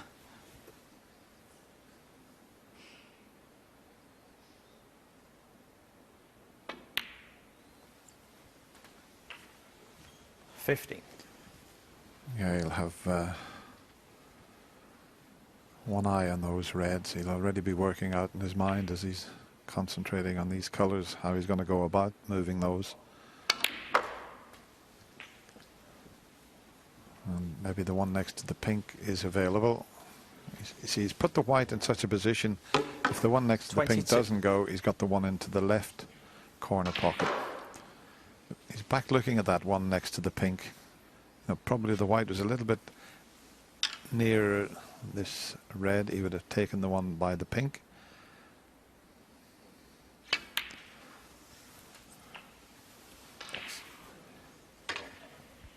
$23. He's got that red over that middle pocket that he can actually utilise try and perhaps even break a red open, knowing full well that that red over the middle is potable. 30.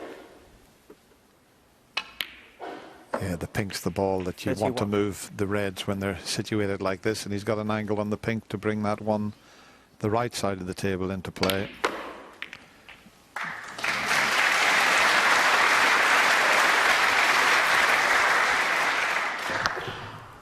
$37.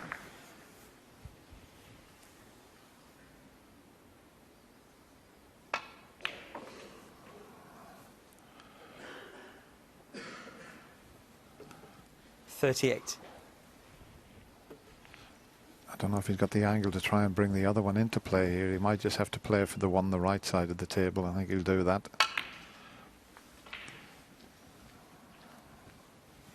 Well, that's perfectly played. 43.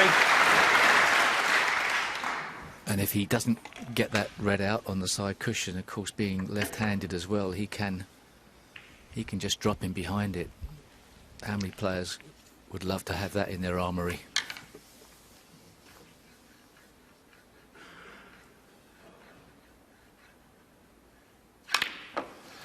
I still think he's looking to move that, and as he overscrewed it slightly, he was trying to leave an angle on the blue, but he's gone too 44. far. But he can get there from the yellow, and he can play it to, it's a bit further down the cushion. He'd love to move it rather than drop in behind it. Let's see what he can do, but it's a funny little angle. I don't know whether he can move it now.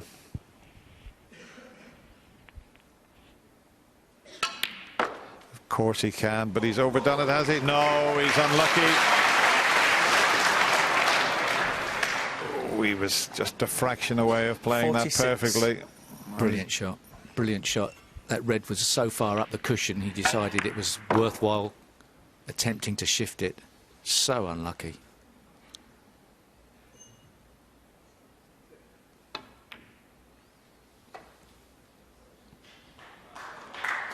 Ronnie O'Sullivan, 46.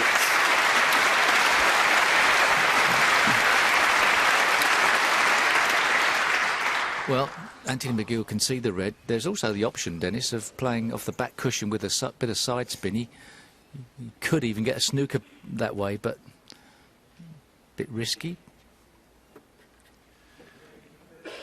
Yeah, I think the white's just a little bit awkward. Otherwise he would have played that shot. I'd be very tempted to play this off the back cushion. That's what he's looking at now. And if he catches it right, as you mentioned, every chance of getting a snooker, but he's got to catch it right. I mean, he's got to get lucky to catch it full ball, but the white ball will stun if he does catch it full ball as it comes off the cushion.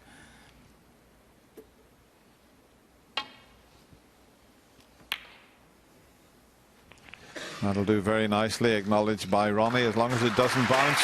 Yeah, well played. Yeah, he needed to hit it a bit harder and obviously a bit fuller to get the stun effect. I'll tell you what, it's so nice to see this young man smiling out there. He's up against Ronnie O'Sullivan, who gets a flick on the pink and has got a snooker, but it should be easy to escape from. But isn't it great to see him smiling? He's really enjoying the moment out there. It could be just a grimace that looks like a smile. I know. Yeah, he's enjoyed himself. As much as you can do playing against a genius. That's definitely a smile. That's a Glaswegian smile there you're looking at. Never.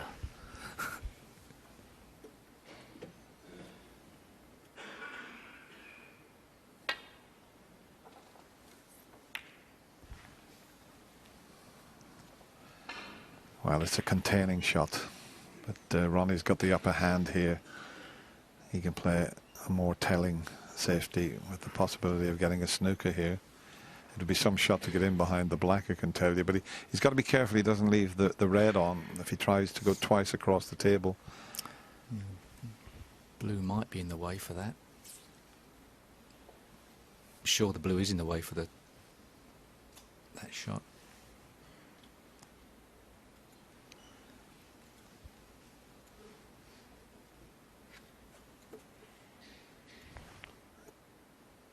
Yeah, that's the possible shot I thought he could play, but he's plenty of other options. He doesn't have to play that. And he did try that and just didn't catch hold of it as he intended.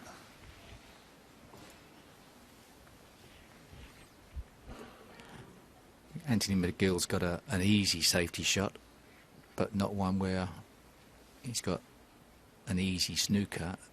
So he may play a shot where he tries to send the... No, I think he's changed his mind. He's going back to up and down the table here. And he's changed his mind again.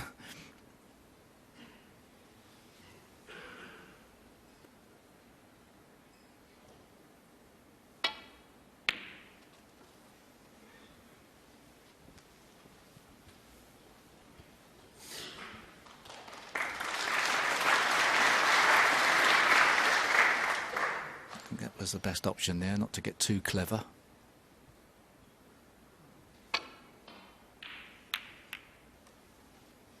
Oh, nice use of the black ball.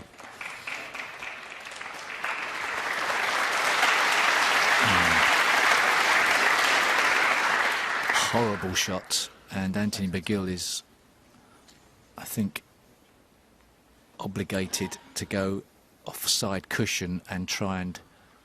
Oh, he might be able to just go... I don't think it's necessarily the right shot. He may just be able to flick it off the back cushion. If not, it's the two cushion escape. Side cushion and attack the red from the back. You wouldn't want to hit the red on the way up.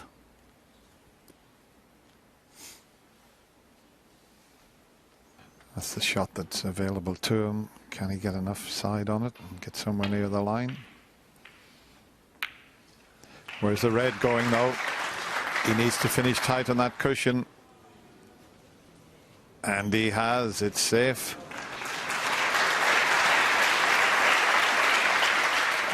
You're never guaranteed where you're going to put that red, and for a moment he thought it was going to be over the pocket, but he did well there.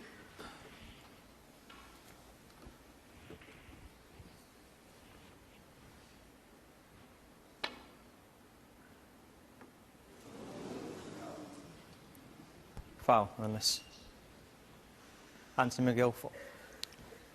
Well, with the scores roughly level, Ronnie O'Sullivan's considered that it's worthwhile That close. having a risk at playing this ultra thin. I think the white ball was a bit further over, yeah, fractionally. Yeah. Which way? Yeah. Okay. He could play full in the face up and down, but if he catches this right, he's got another go before he's going to be warned. If he catches this right, he could play a telling safety shot.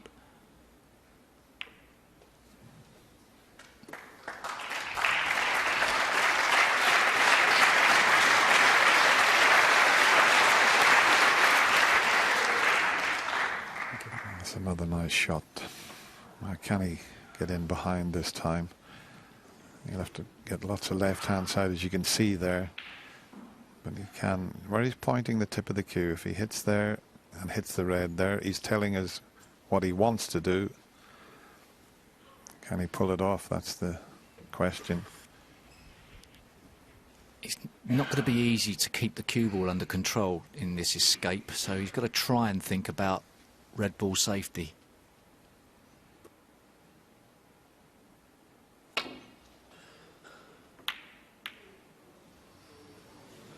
Oh, he's had a result there. He really has. And not easy for Ronnie because he's full ball snookered, and when you come off a side cushion, you're not absolutely guaranteed to knock it safe. He needs a half ball contact on this red. He's got it, but he's hit it a bit hard. Where's that red? Oh, it's flicked the pink and it's gone safe. Why, this is a big frame for, well, both players, but I'd say even more so for this young man. If he could level at 3-all, and every chance he can do that, if he gets the chance, that is.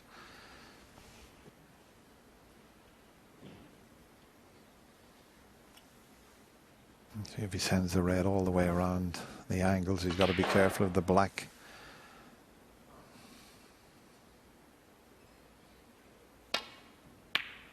He didn't want to risk that, and this looks pretty good. Oh, it's just gone slightly too far, I think. Ronnie might refuse the pot. You can see enough to pot of it, but he might just play it thin off the red and back up towards the black. It depends how he feels. Yeah, I think he's guaranteed to get the red safe if he plays that shot. Took the pot on, and that was a difficult one. That was a risk. Didn't need to play that shot. Very aggressive.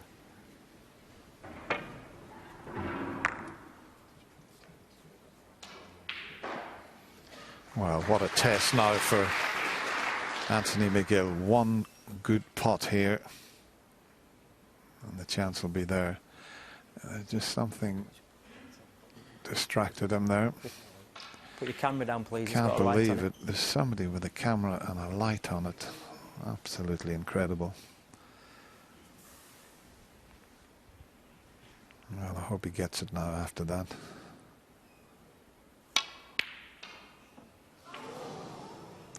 Not only has he missed it, he's, well, it's not right over the pocket.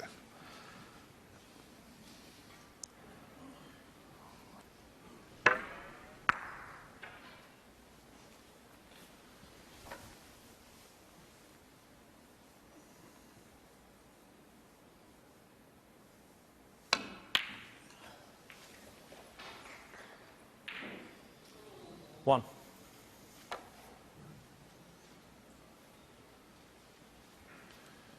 He's just glancing at the scoreboard to see which colour he could take, but he may need the blue.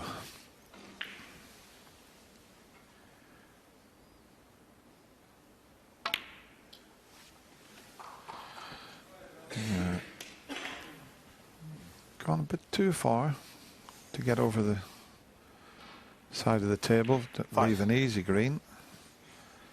Might have to leave it into the other corner pocket. Yeah, hasn't got so much room to work with now. He's got to judge the pace of this correctly. Unless he can screw. I don't think he can get across that side, Dennis. That's a big screw back to get that to pull back for the green into the yellow pocket. Yeah, he'd rather get over there than... Yeah. But he may have to just sacrifice it and leave the green. Yeah. Yeah, it's not as easy to get on the green to the right corner, but I think that's a better choice than trying the deep screw. Can't play it left-handed, the black's in the way. And now, is he trying to get over there? Or no. Has he gone too hard? He has. 7. I don't think he sort of rushed it in the end.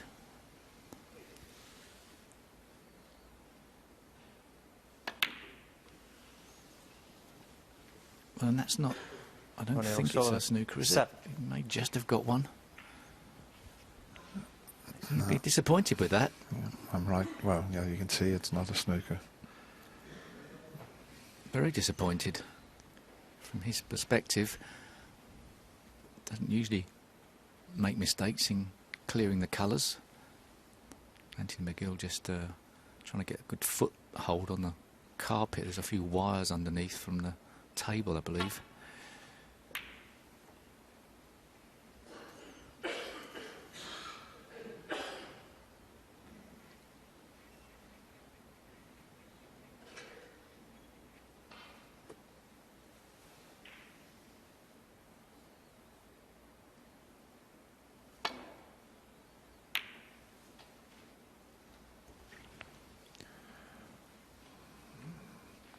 Tell you one big difference with Ronnie O'Sullivan as well now. You see where he played the poor shot on the positional side of it. A couple of seasons ago he got really annoyed with himself, but he just didn't bat an eyelid, got on, played the next shot, and that is quite a big difference. And he doesn't just sort of throw the cue at them these days. No, it's been a long time since we've sort of seen the Ronnie O'Sullivan who ends up with a towel over his face, in turmoil in his chair.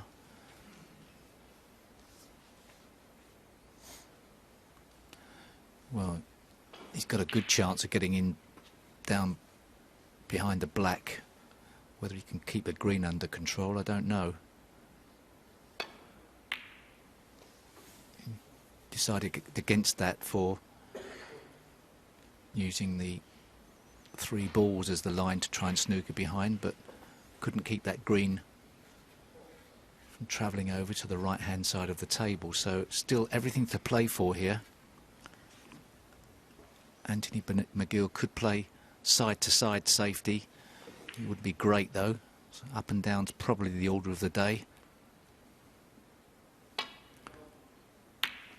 Well judged and a good pace. But no real pressure on the safety shot from Ronnie. It's the first one to make a telling safety.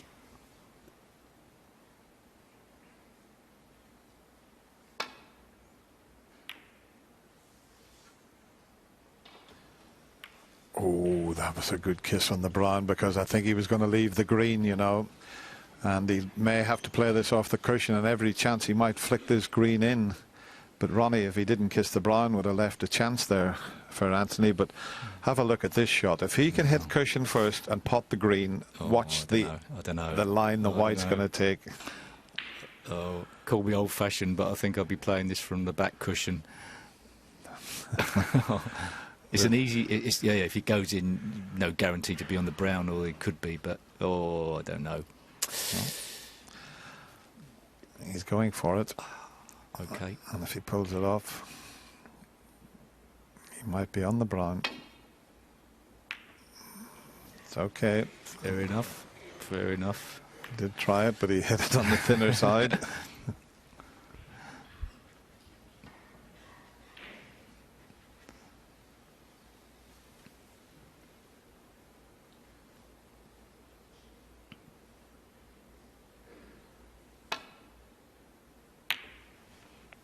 Oh, great shot.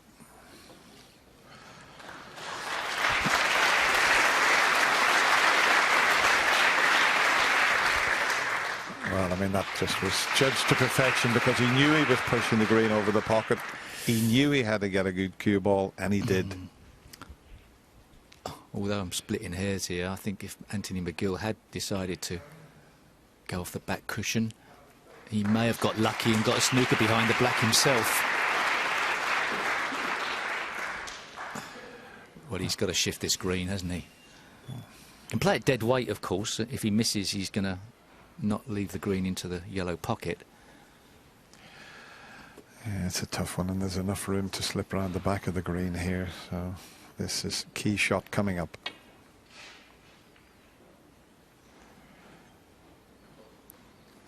Foul, the miss. Miscalled. 4. So 12 points the difference. He needs to be very precise with this, to not only hit it but to knock it safe is just so difficult. Right. He can afford to miss it another 3 times before he's got to hit it. That's where he needs to go. And he's unlucky. I'll tell you what, if he hits that a little bit harder, it goes in. But he was in a terrible position there. Ronnie sort of tapped the table as if, yeah, he can pot the green, but can he get on the brown? Looks like he can.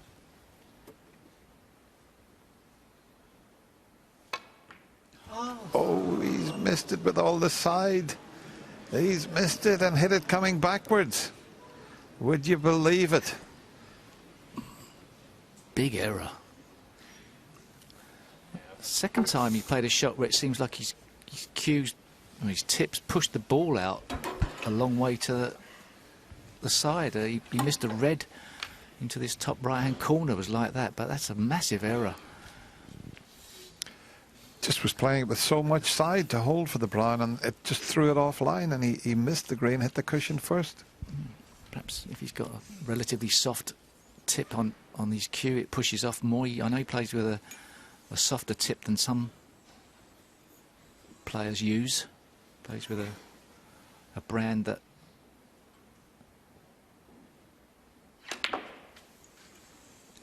Isn't always consistent, but great chance now for Anthony McGill. 3.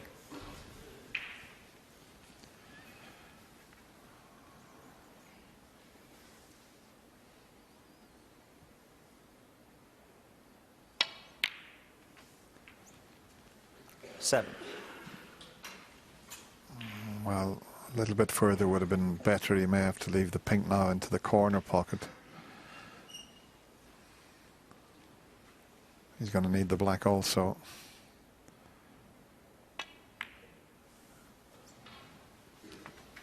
And he wants to get a little bit closer to this black to make it slightly easier for himself.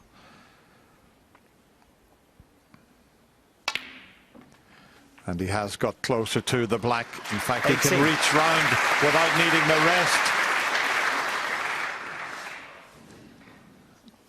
Or I thought he could. And he's still smiling to himself. He is enjoying himself out there. Extended rest. Needs the long rest, needs the extension in the queue, and he's still smiling away. I mean, that is great. Well, Ronnie's not smiling. He knew he should have won this frame, but what a frame for this young man to draw level. Just the black needed. And in goes the black. Ronnie mishit the shot on the green. Anthony McGill took full advantage, and he's now all square with Ronnie O'Sullivan. It's 3 frames each. Cool as well. He's the kind of Fred Couples of snooker at the moment, isn't he? Freddie did that in golf, didn't he? Best things for your feet, those shoes. They're brilliant. You want to play golf in those? Are fantastic. There they are. Now, it is strange to think that, you know, just a few days ago, he was talking about leaving this championship because of the pain in his ankle, and he seems to be moving reasonably freely now, even though there is a fracture to his ankle. He's making the most of it here, but as the guys have said, he's in a fight here. 3 frames all, frame 7 coming up. And it's Ronnie who gets frame 7 underway. Once again, that red going to the right of the black, as happens on numerous occasions from the break-off shot. Just sort of ties the black up, unintentionally, of course. He's just looking to see if the black possibly pots, because if it did, he might have a go at that red to the left of the blue. But I don't think the black goes. Well, that's very tight, isn't it?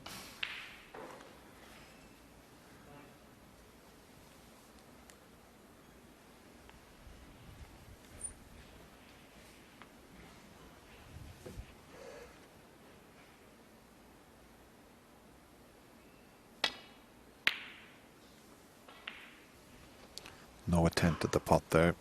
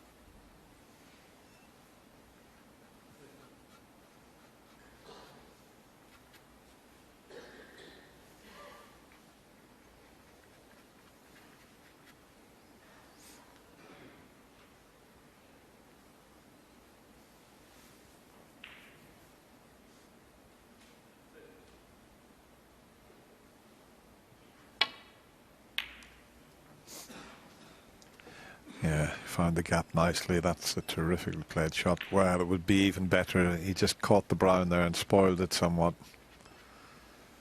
But the pink's tied up, the black's tied up, so there might be a path through with that little flick on the brown to the red that's nearest the pocket, and he can get round the angles towards the blue. Do you know, he's missed a few into that pocket, and he's missed them all to the same side of the pocket. Has he got away with it? He hasn't. I don't think.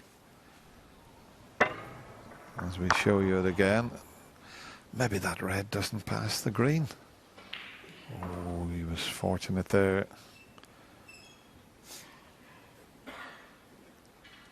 He's only knocked one long pot in out of 5 into that particular pocket that he missed that red.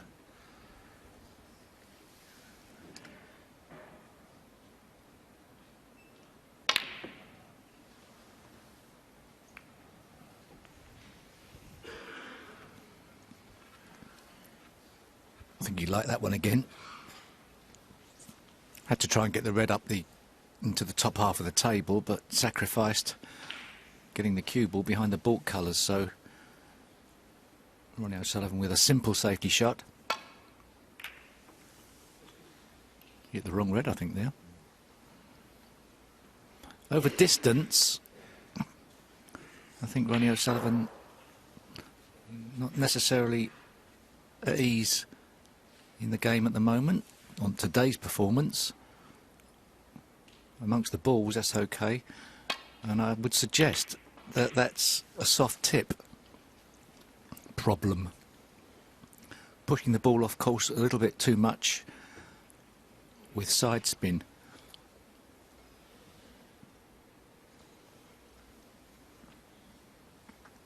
Maybe totally wrong, obviously.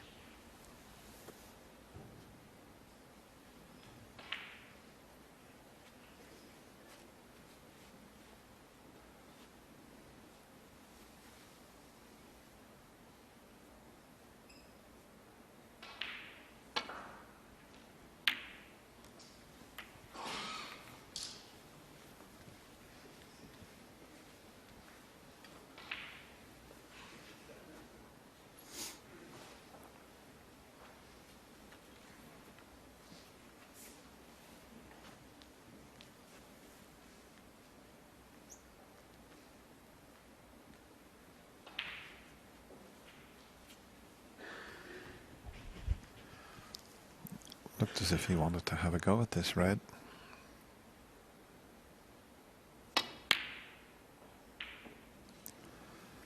Had a bit of safety in mind, but as I say, you never know where the red's going to finish, and Ronnie might just take this up into the left corner as we show you that attempt. Now, if he could knock this one in and give himself a chance.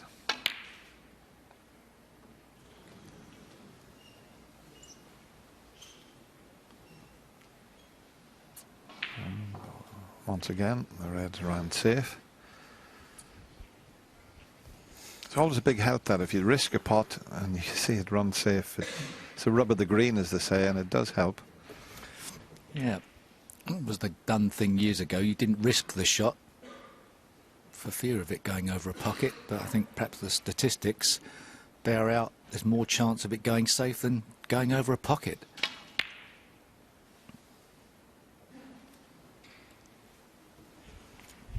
Yeah, that's a good point. I remember when I first turned professional, I met the great Joe Davis, who was the king of snooker, 20 years undefeated champion. Met him at Pop Black, and a little bit of advice he gave me. He said, you play the percentages, you know, you wait, but I suppose that's changed somewhat.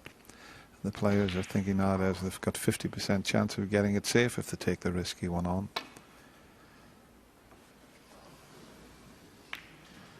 Now, that's not the best.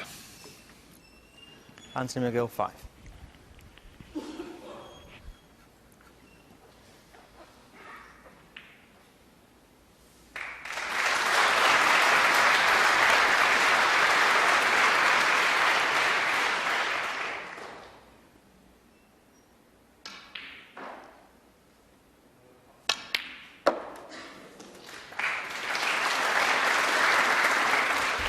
One. Yeah, he got up off the shot there. There was a round of applause on the other table just as he was about to deliver the cue, and he got up and got back down again, and that's the thing to do. It's a bit like a golf shot. You'll see the player, if he's not comfortable, walk away and start again.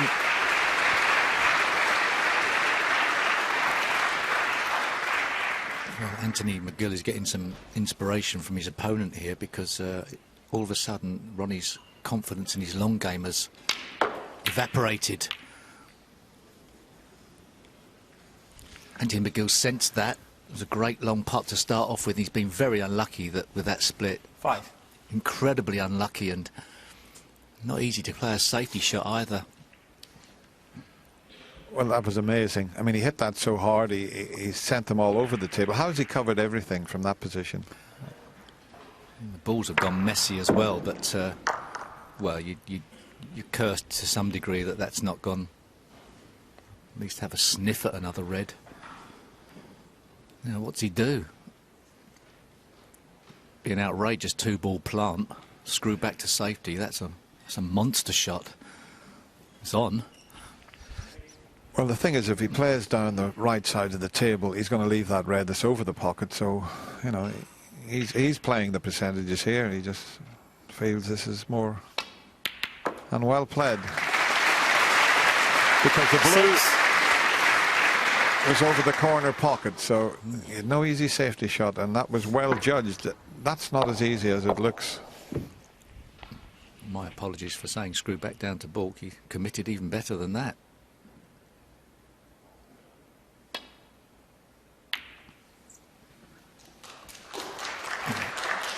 Cue ball just running down the table more than he wanted. He didn't want to play that red over the left pocket. 11. Oh, he's, Well, he's on one. I didn't know that one went. Hang on, Steve. He's not only on it, he can flick the other red out of the way and bring the pink into play. So all of a sudden things are opening up here for the young man.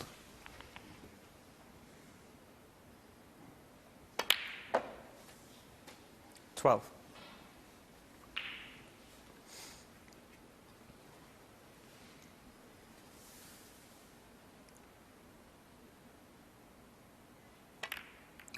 It's going to be tough. Just the pace once again. The red's gone on the pink spot. Does the pink go on the black spot? That's messed things up.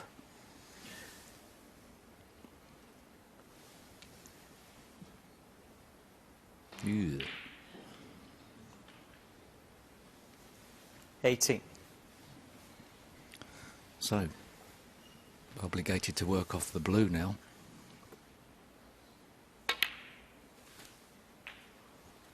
19.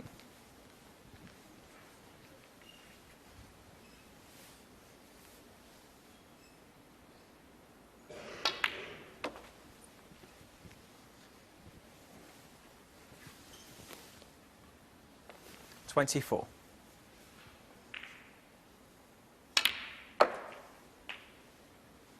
25.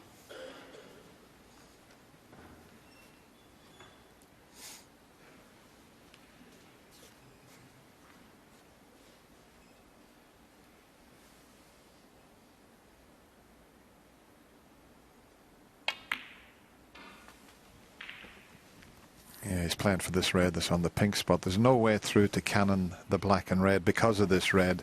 This time he can pot the red, get a nice angle on the blue, and then he can play from the blue and cannon the pink and black out possibly. Let's see what sort of angle he's got on this. 31. No, he's not. He's gone straight, so you just have to play for the two reds there that are together the right side of the table. But in a couple of shots time, if he can get nicely on that blue, he can cannon into the pink and black there in the reds. So he needs one more good shot. He's what, 41 in front? 36. I mean, he could go on and just try and get reds and blues, but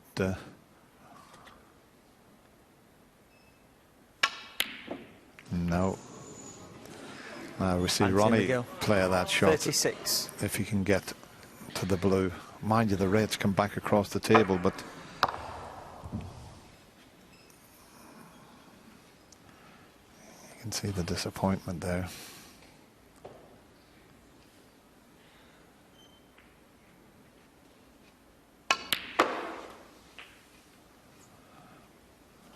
That could finish awkward. 1. Got to be a little bit careful. He's quite close to it.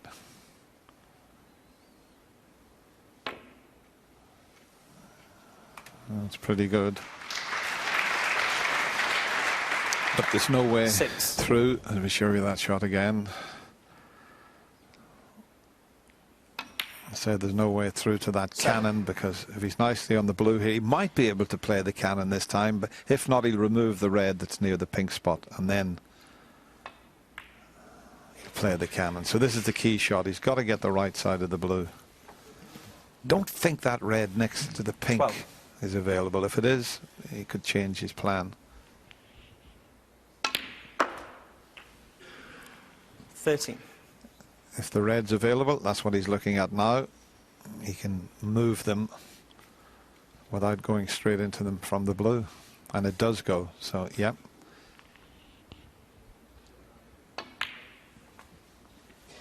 Well, what great touch he showed earlier on.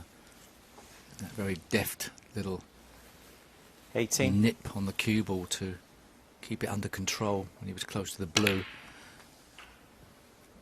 Has he come far enough here? Yes, 19. just a bit of side spin. Bit unlucky, 3 reds have stayed safe on the top cushion though. Some hope for Anthony McGill.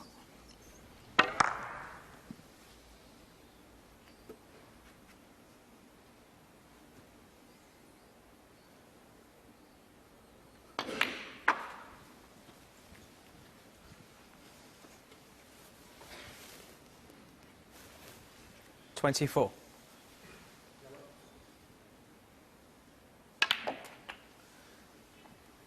$25.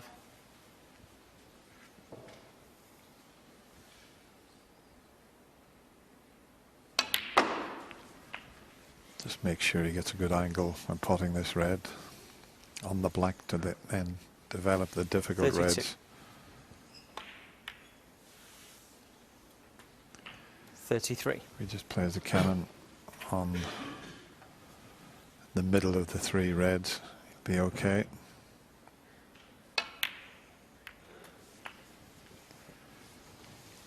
Just a tricky little one along the cushion. 40.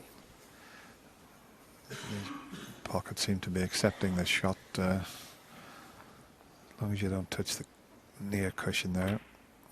No problem there. 41. Well, you couldn't be closer. 3 frames each, 41 points each.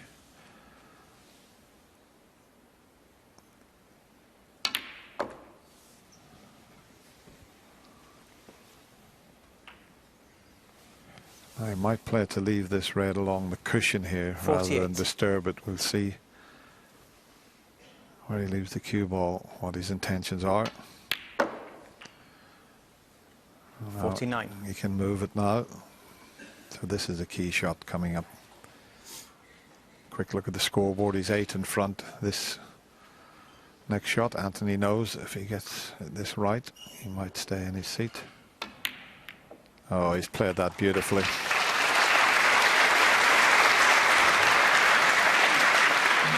$56.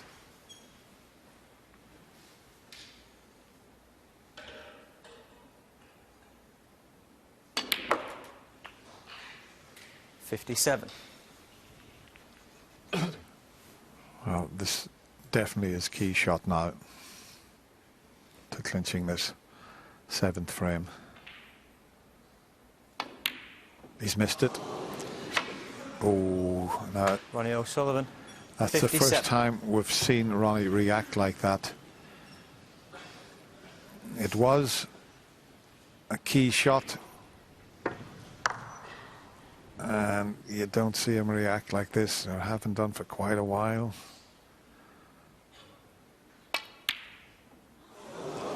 Can you get your breath? Wow. How has Anthony missed that? He's looked so composed throughout. It's the simplest of pots. He's on the green. That is just pure pressure there.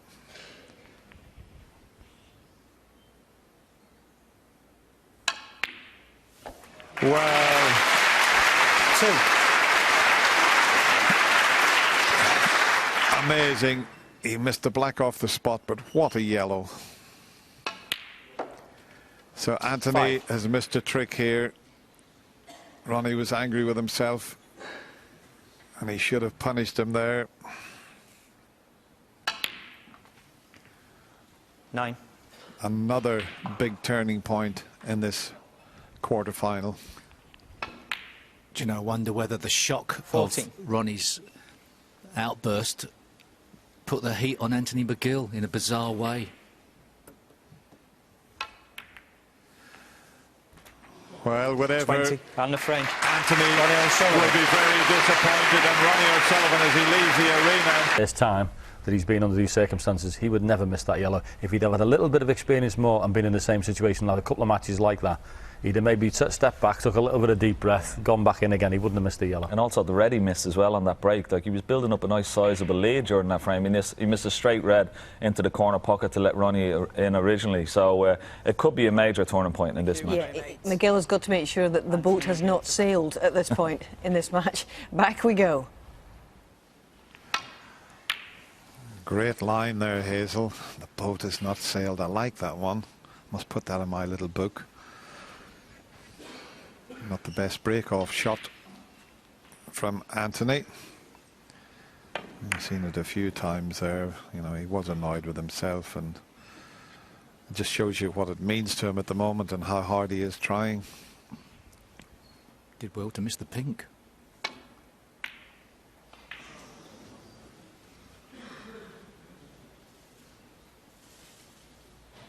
He's not settled at the moment. He's going through it a bit out there as well.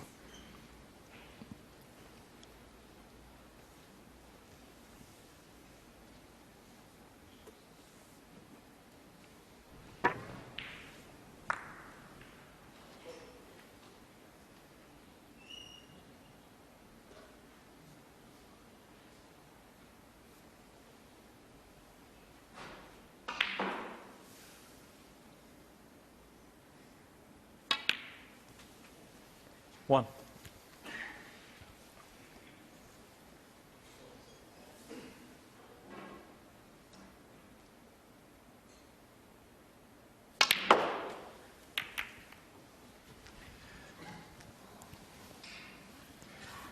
Well, he's a wee bit unlucky again. He didn't get into the reds he intended, 3. but he still deserved to have something to go at.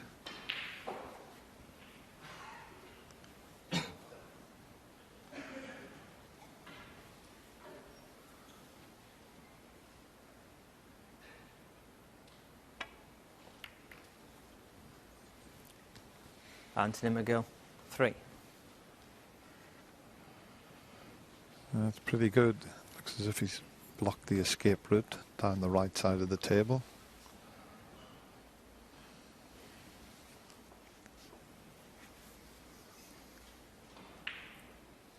Don't know if you can see enough of the red. Might just be able to see enough of this red just to find the gap and get back up to the bulk area. Yeah, there you see it. Well, he had to play with a touch aside, and he's cannoned the other red, and there's little things happening out there at the moment that will just get Ronnie slightly annoyed. But once again, the reds are nicely placed, but the pink and black's tied up, as it was in the previous frame.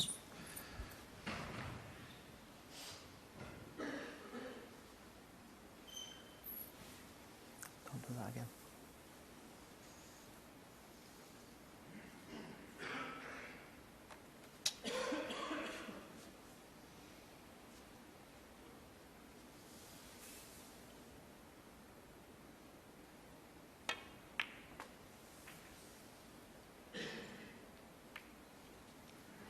One.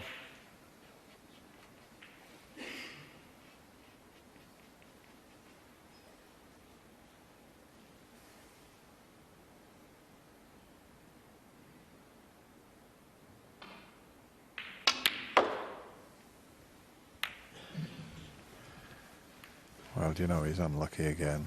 That's incredible. That's twice he's potted colours and 3. come up into the reds and dropped on absolutely nothing. Yeah, and that time he did it perfectly.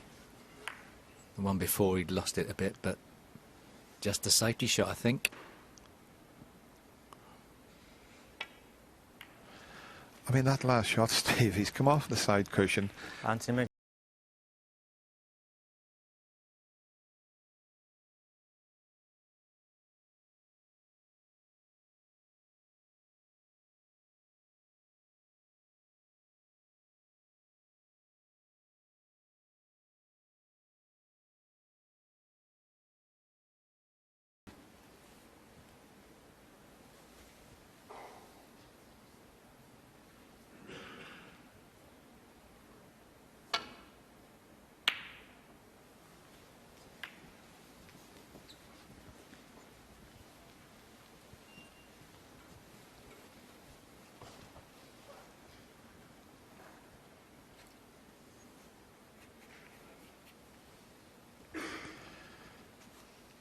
Got one to the right middle.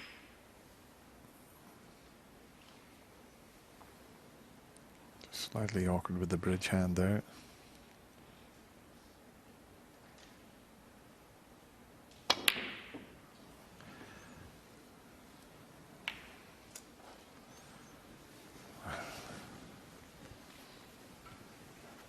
Seemed to hit it a bit harder. He was playing it as a shot to nothing, but you could see the white bouncing before it got to the red there. And in fact, he almost cannoned into that red. And, mind you, he'd had a couple of bits of bad luck, so I suppose he deserved a little bit of good luck there.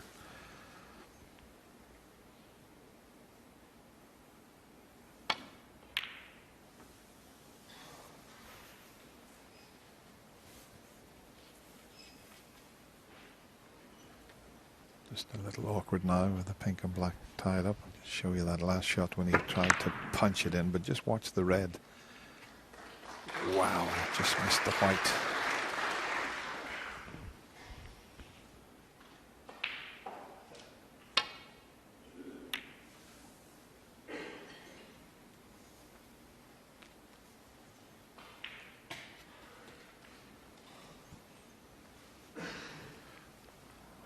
Half chance here. We can swing the white around the back of the black and reds.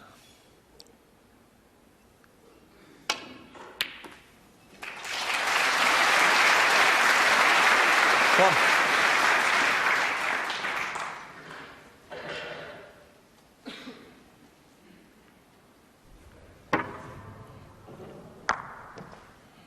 It's worth another look at that good long pot. Still only at 33% though. 4 out of 12 is what that stat tells us.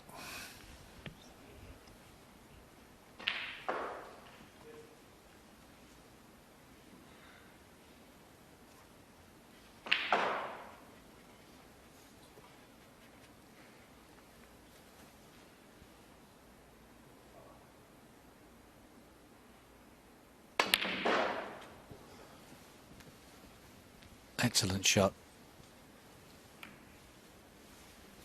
He's not on it. It's his turn to be unlucky, I think. 3. Oh, tight, but it doesn't go. Well, if it doesn't go, he's got a red to the left middle pocket, and well, the only way he could get on the colour would be to try and develop the pink. But he's coming round again to see if he can get this. And Which it does. yeah, he's okay.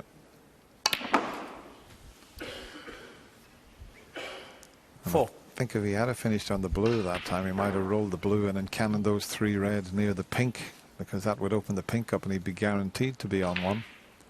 But the white's gone too far.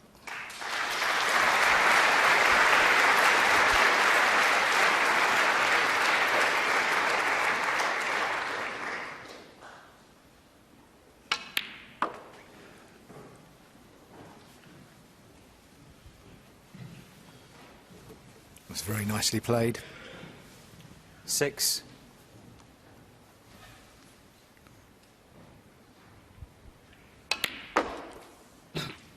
I wonder will he try that shot this time, try to just play a nice little cannon onto those 3 reds and pink. He'd be guaranteed to be on a red. I mean, he could just concentrate on blues, which it looks as if he may do, or he's still got the opportunity to do it after this red and blue. Yeah, he very rarely trusts to luck when he's splitting balls up.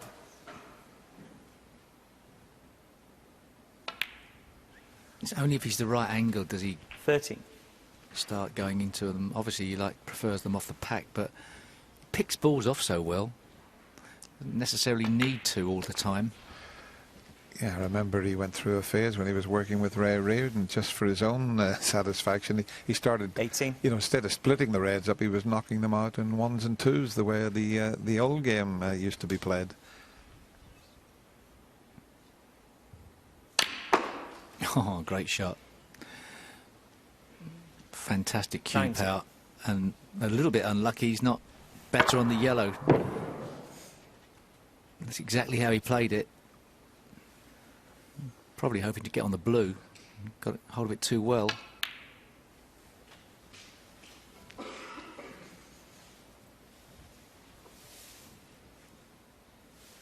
$21.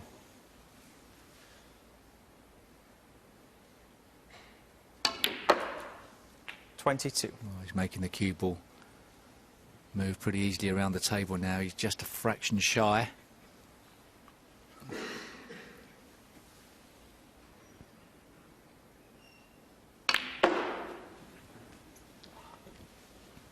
Not good. Now it's a big decision to go for this. Just grimaced. 27. Does he play the pot? He's going to collide with the other reds. Oh, he could just about get past. 28. Oh, what a flick on the blue there. That was useful.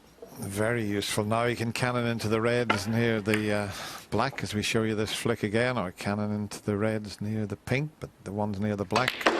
Oh, it's a great shot. Very unlucky indeed. 33. There wasn't much of an angle on that blue. The sound of the blue going into the back of the pocket, right in the heart of the pocket.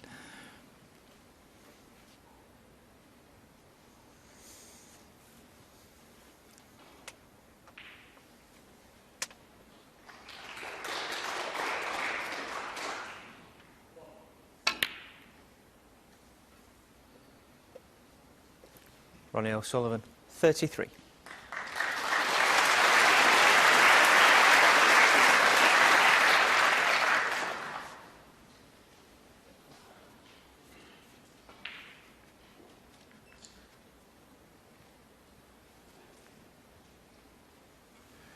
Well, it looks as if he can see enough of this to flick it in, and he might bring the pink and reds into play if he pots it. I'll tell you what, he's had so much bad luck. I mean, he's played a great pot there, and he should have opened them better. That's 3 times he's tried position, a couple of times from potting the yellow and going into the bunch, and finished on absolutely nothing. And I tell you what, he was so unlucky here.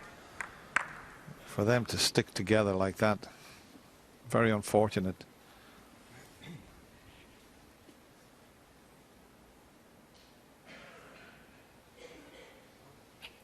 Black ball.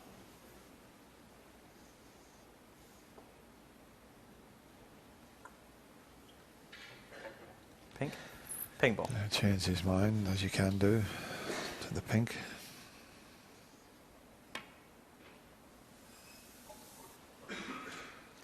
Anthony McGill, 1.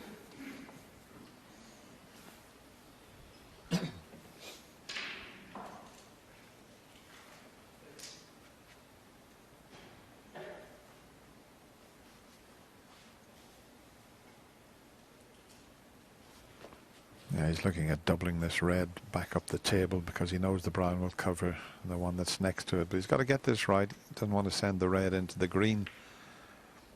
So he may just play at the other side. Oh, he sent it into the green. That's careless. That's very careless. That's what he thinks of it. It was a big risk, actually. This would be a good pot for Anthony McGill to pull out.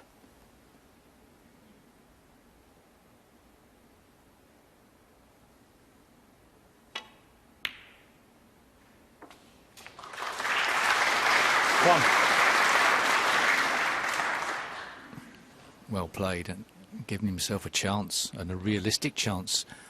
Does depend on whether that red is available next to the brown. If that red next to the brown goes, this is a great opportunity. You wouldn't have to do a lot with the balls.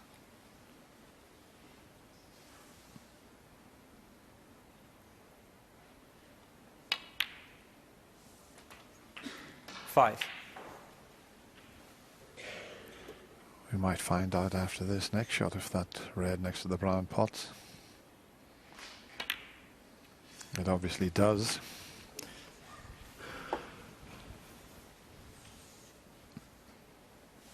12.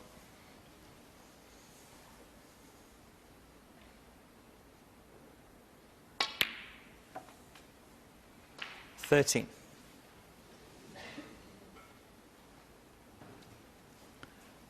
Even though these two reds look in difficult positions, they're not badly set up.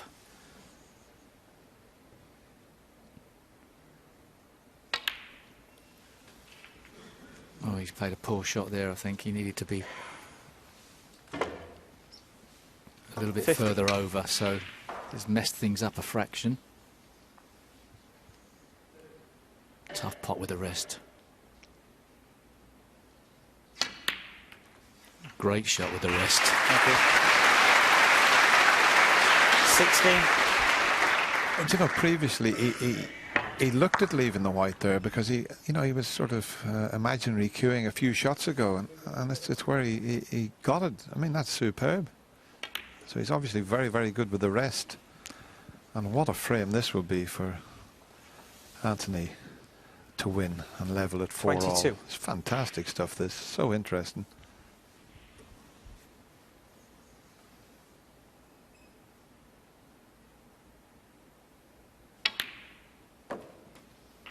Still a big clearance. He's not perfect on the blue. In and out of bulk, avoiding the colours. He's done that successfully. I don't think he's going to be missing this yellow. 28. It's the exact same shot as the one he missed previously. Look at that. No problem this 30. time. So there's 4 in front. Green, brown and blue needed. Oh, it's going to stay there. Anthony McGill. He can't 30. believe it. This time he misses the green. It's half in the pocket. It was a bad yellow. He didn't screw back far enough. He put a little bit of pressure on the green. Quiet down, please. Didn't get a good contact on the green either.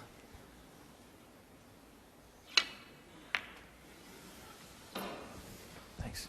Ronnie O'Sullivan's 3. getting out of trouble in this match. Not by his own making, as much as a joint effort. Struck that well. 7. Well, what a difference that has just made.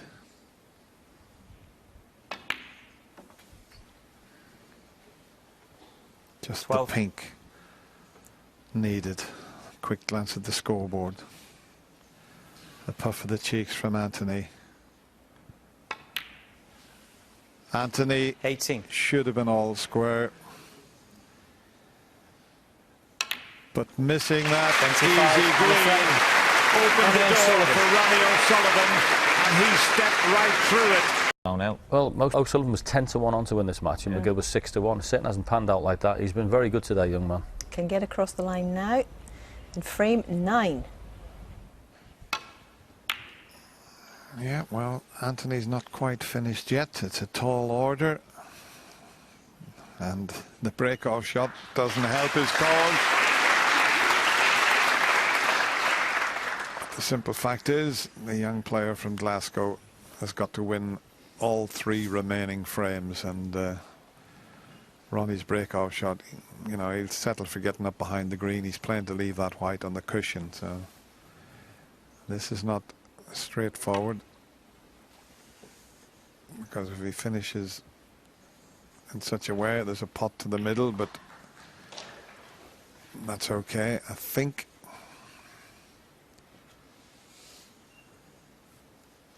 Having said that, Ronnie's looking to see if he can get on the black if he rolled that one into the middle pocket.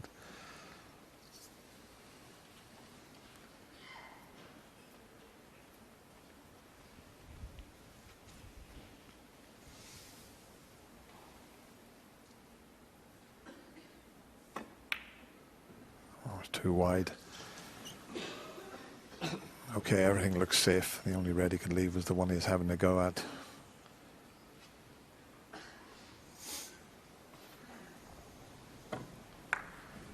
But Hang on, is there a plant in there somewhere? Let me show you that missed pot. No, he had a look, Anthony, but all is safe in the bunch.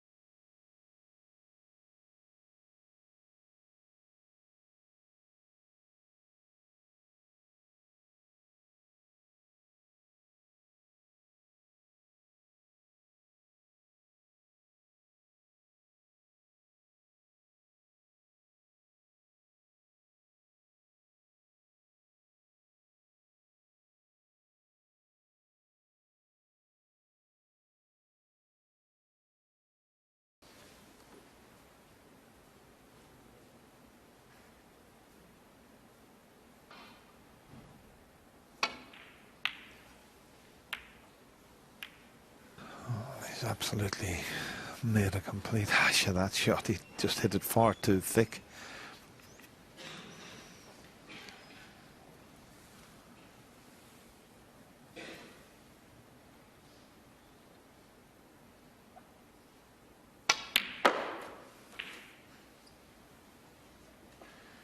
One.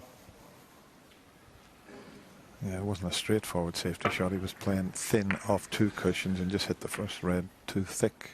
That was the reason he cannoned the other reds. Now this is a bit of a tester for Anthony. This will test his cue action under severe pressure now. 5-3 down. 6.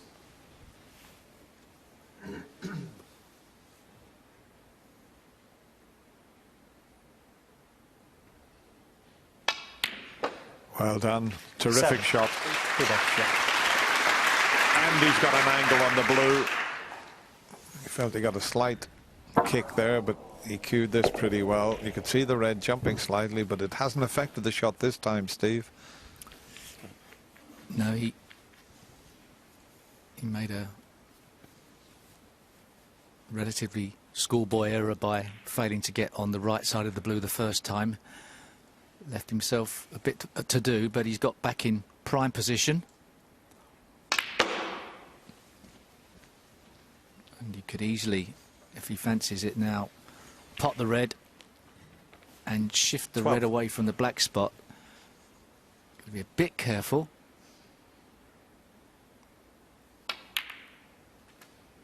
$13.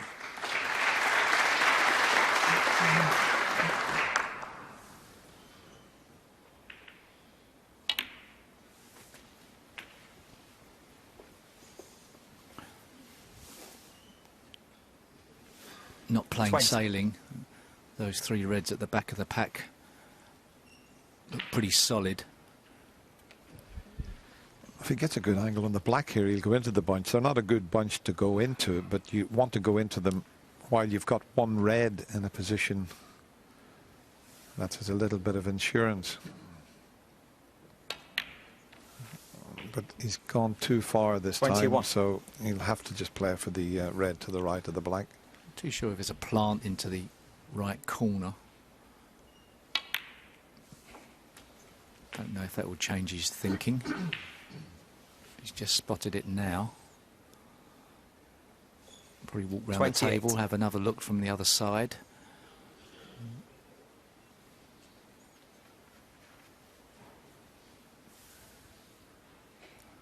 Well, that's nice. You could actually play that plant 29. and open up the pack at the same time, because he'd have to play the plant at an angle.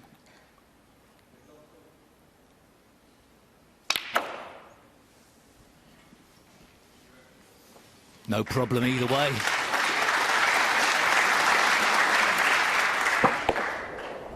$36. Played that last shot beautifully. He didn't screw into the bunch, he stunned into it and couldn't have played it any better. Showing great character here is Anthony.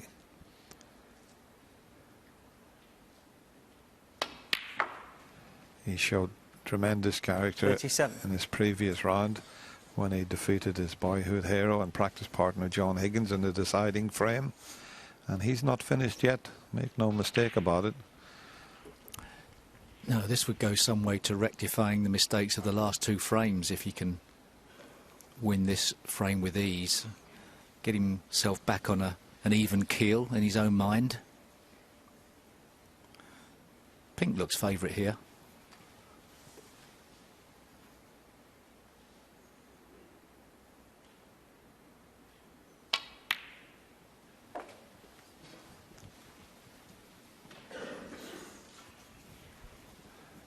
He'll have to go as near to his own spot as possible directly behind it. I don't think the spot's available, but it's a pretty easy spotting process. It's in a direct line there. I don't think it's right on its spot, but as long as it's not touching that red. That's a steady hand if ever I've seen one there from the referee. 43. Brendan Moore.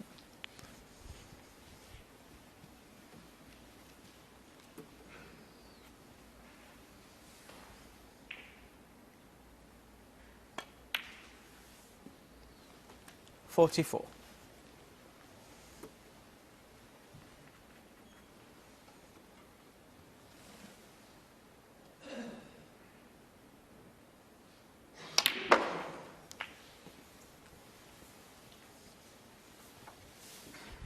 You can tell by certain shots whether a player's 51. under pressure or not, but I'll tell you what, the way he's cueing the ball here, he certainly doesn't seem to be under pressure because he's hitting everything just as he wants.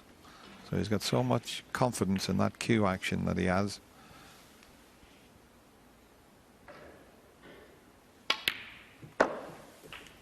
Yes, considering he's played 2 shots that would have or could have rocked him rocked his confidence. 2 poor yellows. He's responding very well here.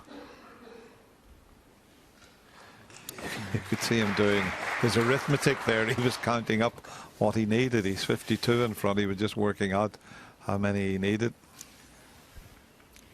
Considering breaking open the pack of reds with a power run through, but just trying to work out how much power he needs. Doesn't think he can guarantee how they're going to come out, so plays for the loose red.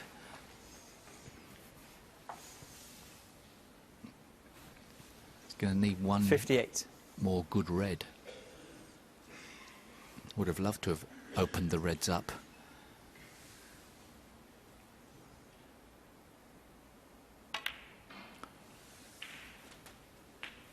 $59. Well, he's got an angle on the pink this time. He's a bit further away from the pink. A bit more pressure on the pot. But you'd expect him to get it.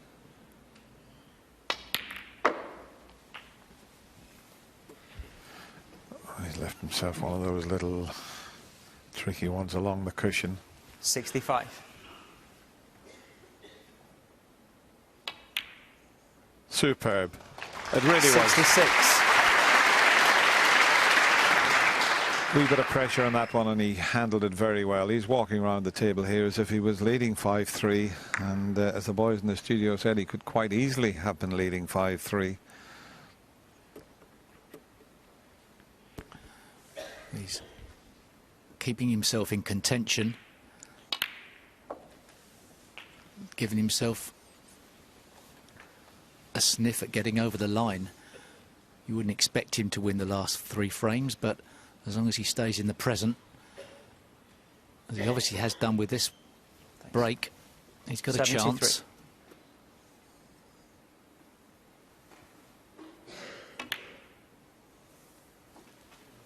$74.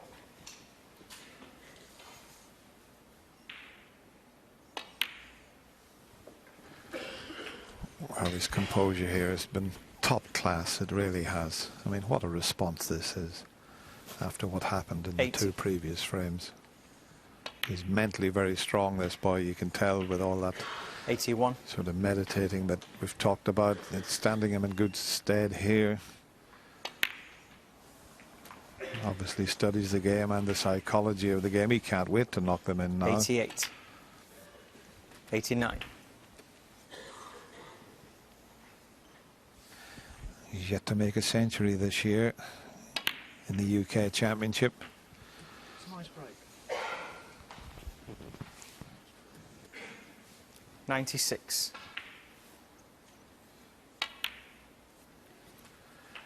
'97. Well, what a time to make your first century in this year's UK Championship. Well done, Anthony McGill.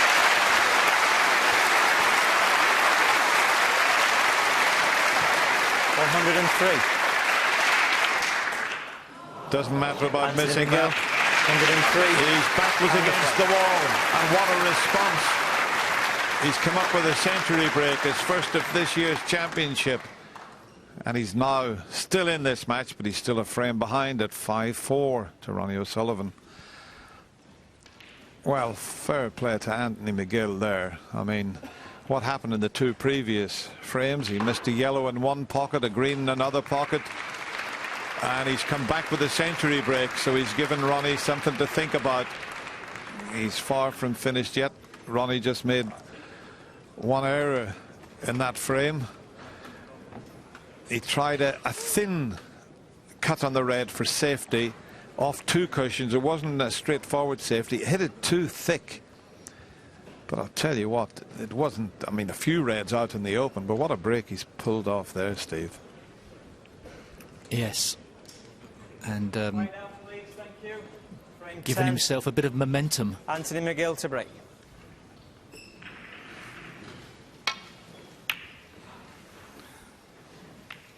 Oh, it's not the way to keep your opponent on the back foot. Poor break off.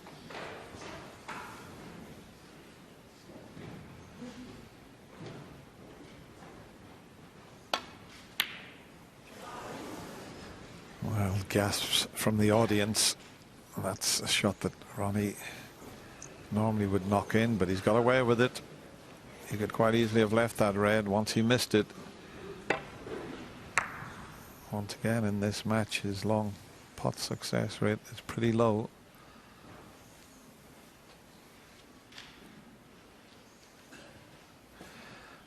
He's only potted 4 out of 13 long pots.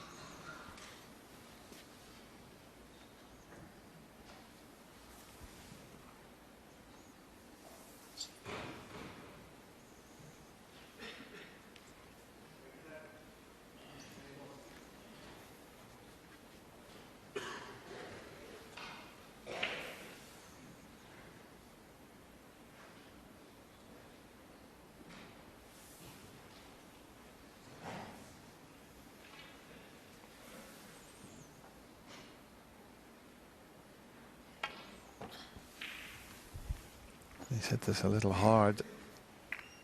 He's hit it a little hard. Surely he hasn't left a pot.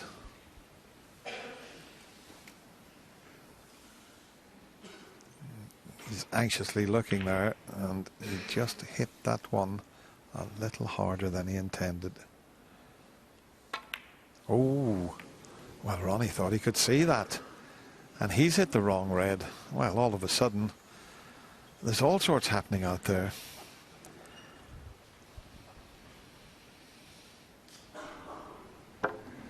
Thought he could see enough of that, but caught the other red.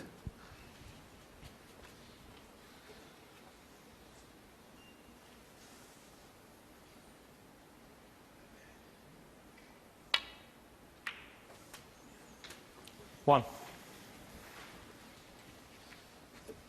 But he's got plenty of cue power.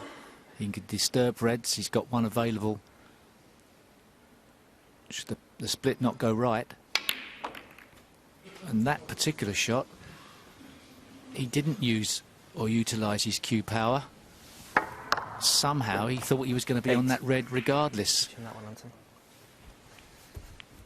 Yeah, he hit the wrong red when he cannoned into them. He just missed it and went into the little gap.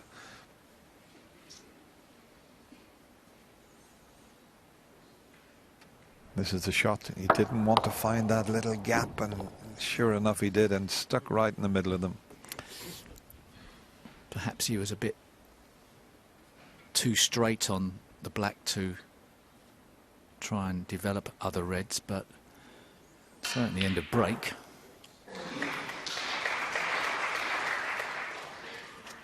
Ronnie O'Sullivan let off the hook very early.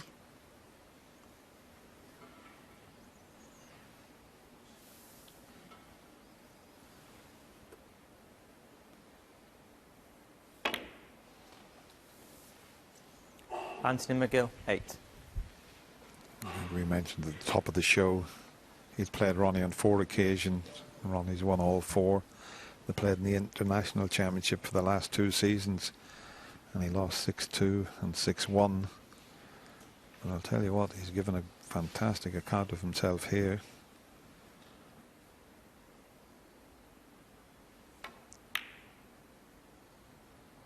No, surely. What a shot. 1. That is the shot of the match so far. At that angle, to knock that red in the middle is unbelievable. Just turned a fraction. They don't always do that on modern cloths. Usually hold pretty true. Well, and this next shot's going to open some more. He's got reds to the middle pocket, but he's 8. got one at the back of the bunch that's going to be available to him in a few shots' time, which will open 9. the other reds up. Yeah, a couple more shots, you may see this develop quite nicely for Ronnie O'Sullivan. Deliberately played low on this to 16. now really try and do some damage. I'll tell you what, Steve, the confidence that red he knocked in the middle pocket must have given him, because that was, you know, by far the best shot so far in the match. Yeah, it was a speculative shot into the middle pocket. Not too much risk involved. He'd have been delighted to see it drop.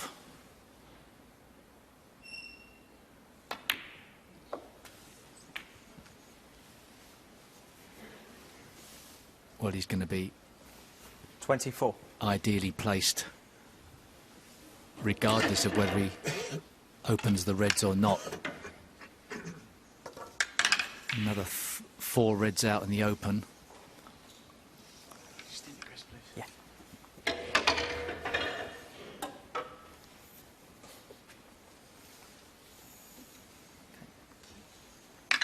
The pink's potable into both corners, and he could realistically use either black or pink in splitting open that pack of 6 reds. 25. But once again, he won't want to trust to luck in splitting them. He wants a guarantee when he does have to split them, he's on a red. That, I think, is the difference between Ronnie O'Sullivan going into the pack and others.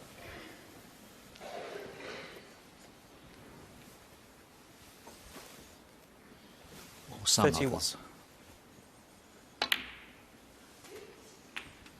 32. He's got the angle now to do that. He still has 3 loose reds.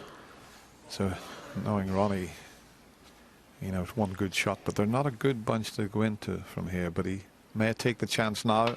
No, he's going to hang on. Maybe do it from the pink. They're a better bunch to go into from the pink. 39.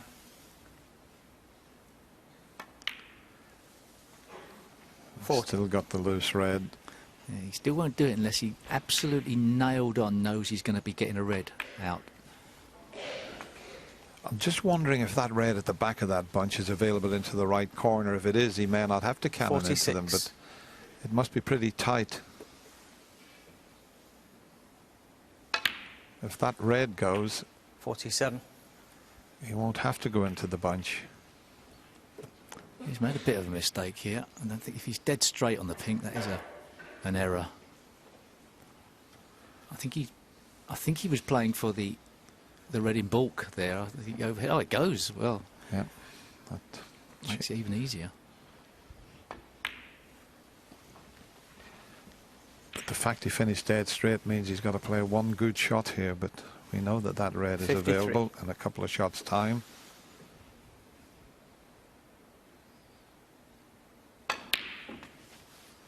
54. And he's nicely on the brown. I think to get up to that position, he's got quite a margin for error here to finish on that red.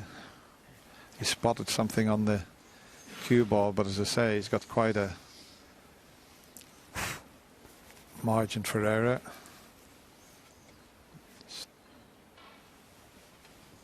Yeah, anywhere up around that circle, and he's got that red.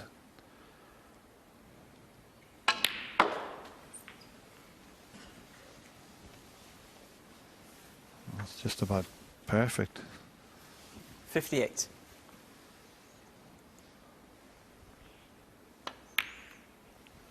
And a little nudge to bring 59. another red out, but he can't get on that, so this will give him the match. If he pots the black, opens the reds, it's all over.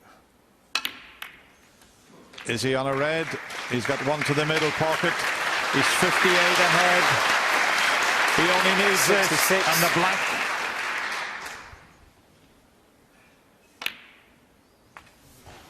Well, Dennis, he's closed out this potential banana skin of a match with sheer class.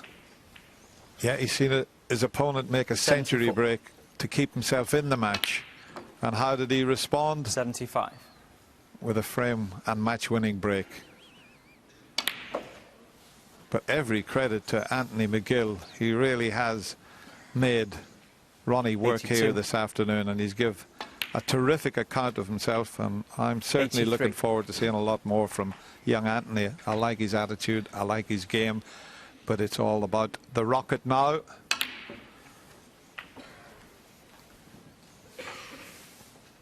He's doing what all 90. great champions seem to do, finishing in style. 91. Can he get on the red and make a century? Of course he can. It's not easy though. 97.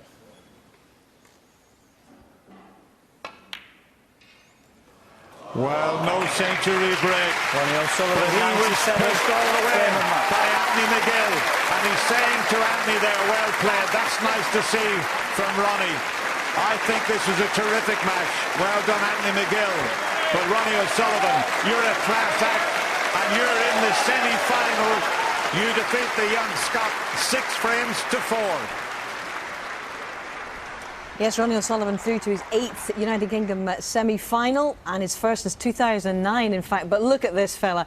What a wonderful, wonderful amount of entertainment this guy has given us today. He's only 23 years of age. This is the first time we've really... he's even clearing up there. That's very kind of you. Well done, Anthony. But, you know, that just shows the humility of this young man. What a wonderful afternoon he's had out He's there. been too long in the billiard hall. He's put the balls away. That's absolutely fantastic. But hey, listen, he played absolutely great. But his first appearance in the biggest snooker occasion of his life, he's put up a really good show this afternoon. And he's been beaten by the best player I've ever seen finishing a match off. I mean, he just got the red in the middle pocket was ridiculous, and then for him to go and win the frame, and he's getting a round of applause here, as he should. A great performance. But I think the one thing as well, Ken, he's actually shown us a little bit more of the Anthony McGill. Absolutely. Because we didn't really know too much about him. We've never really seen him under this amount of pressure, and he's responded with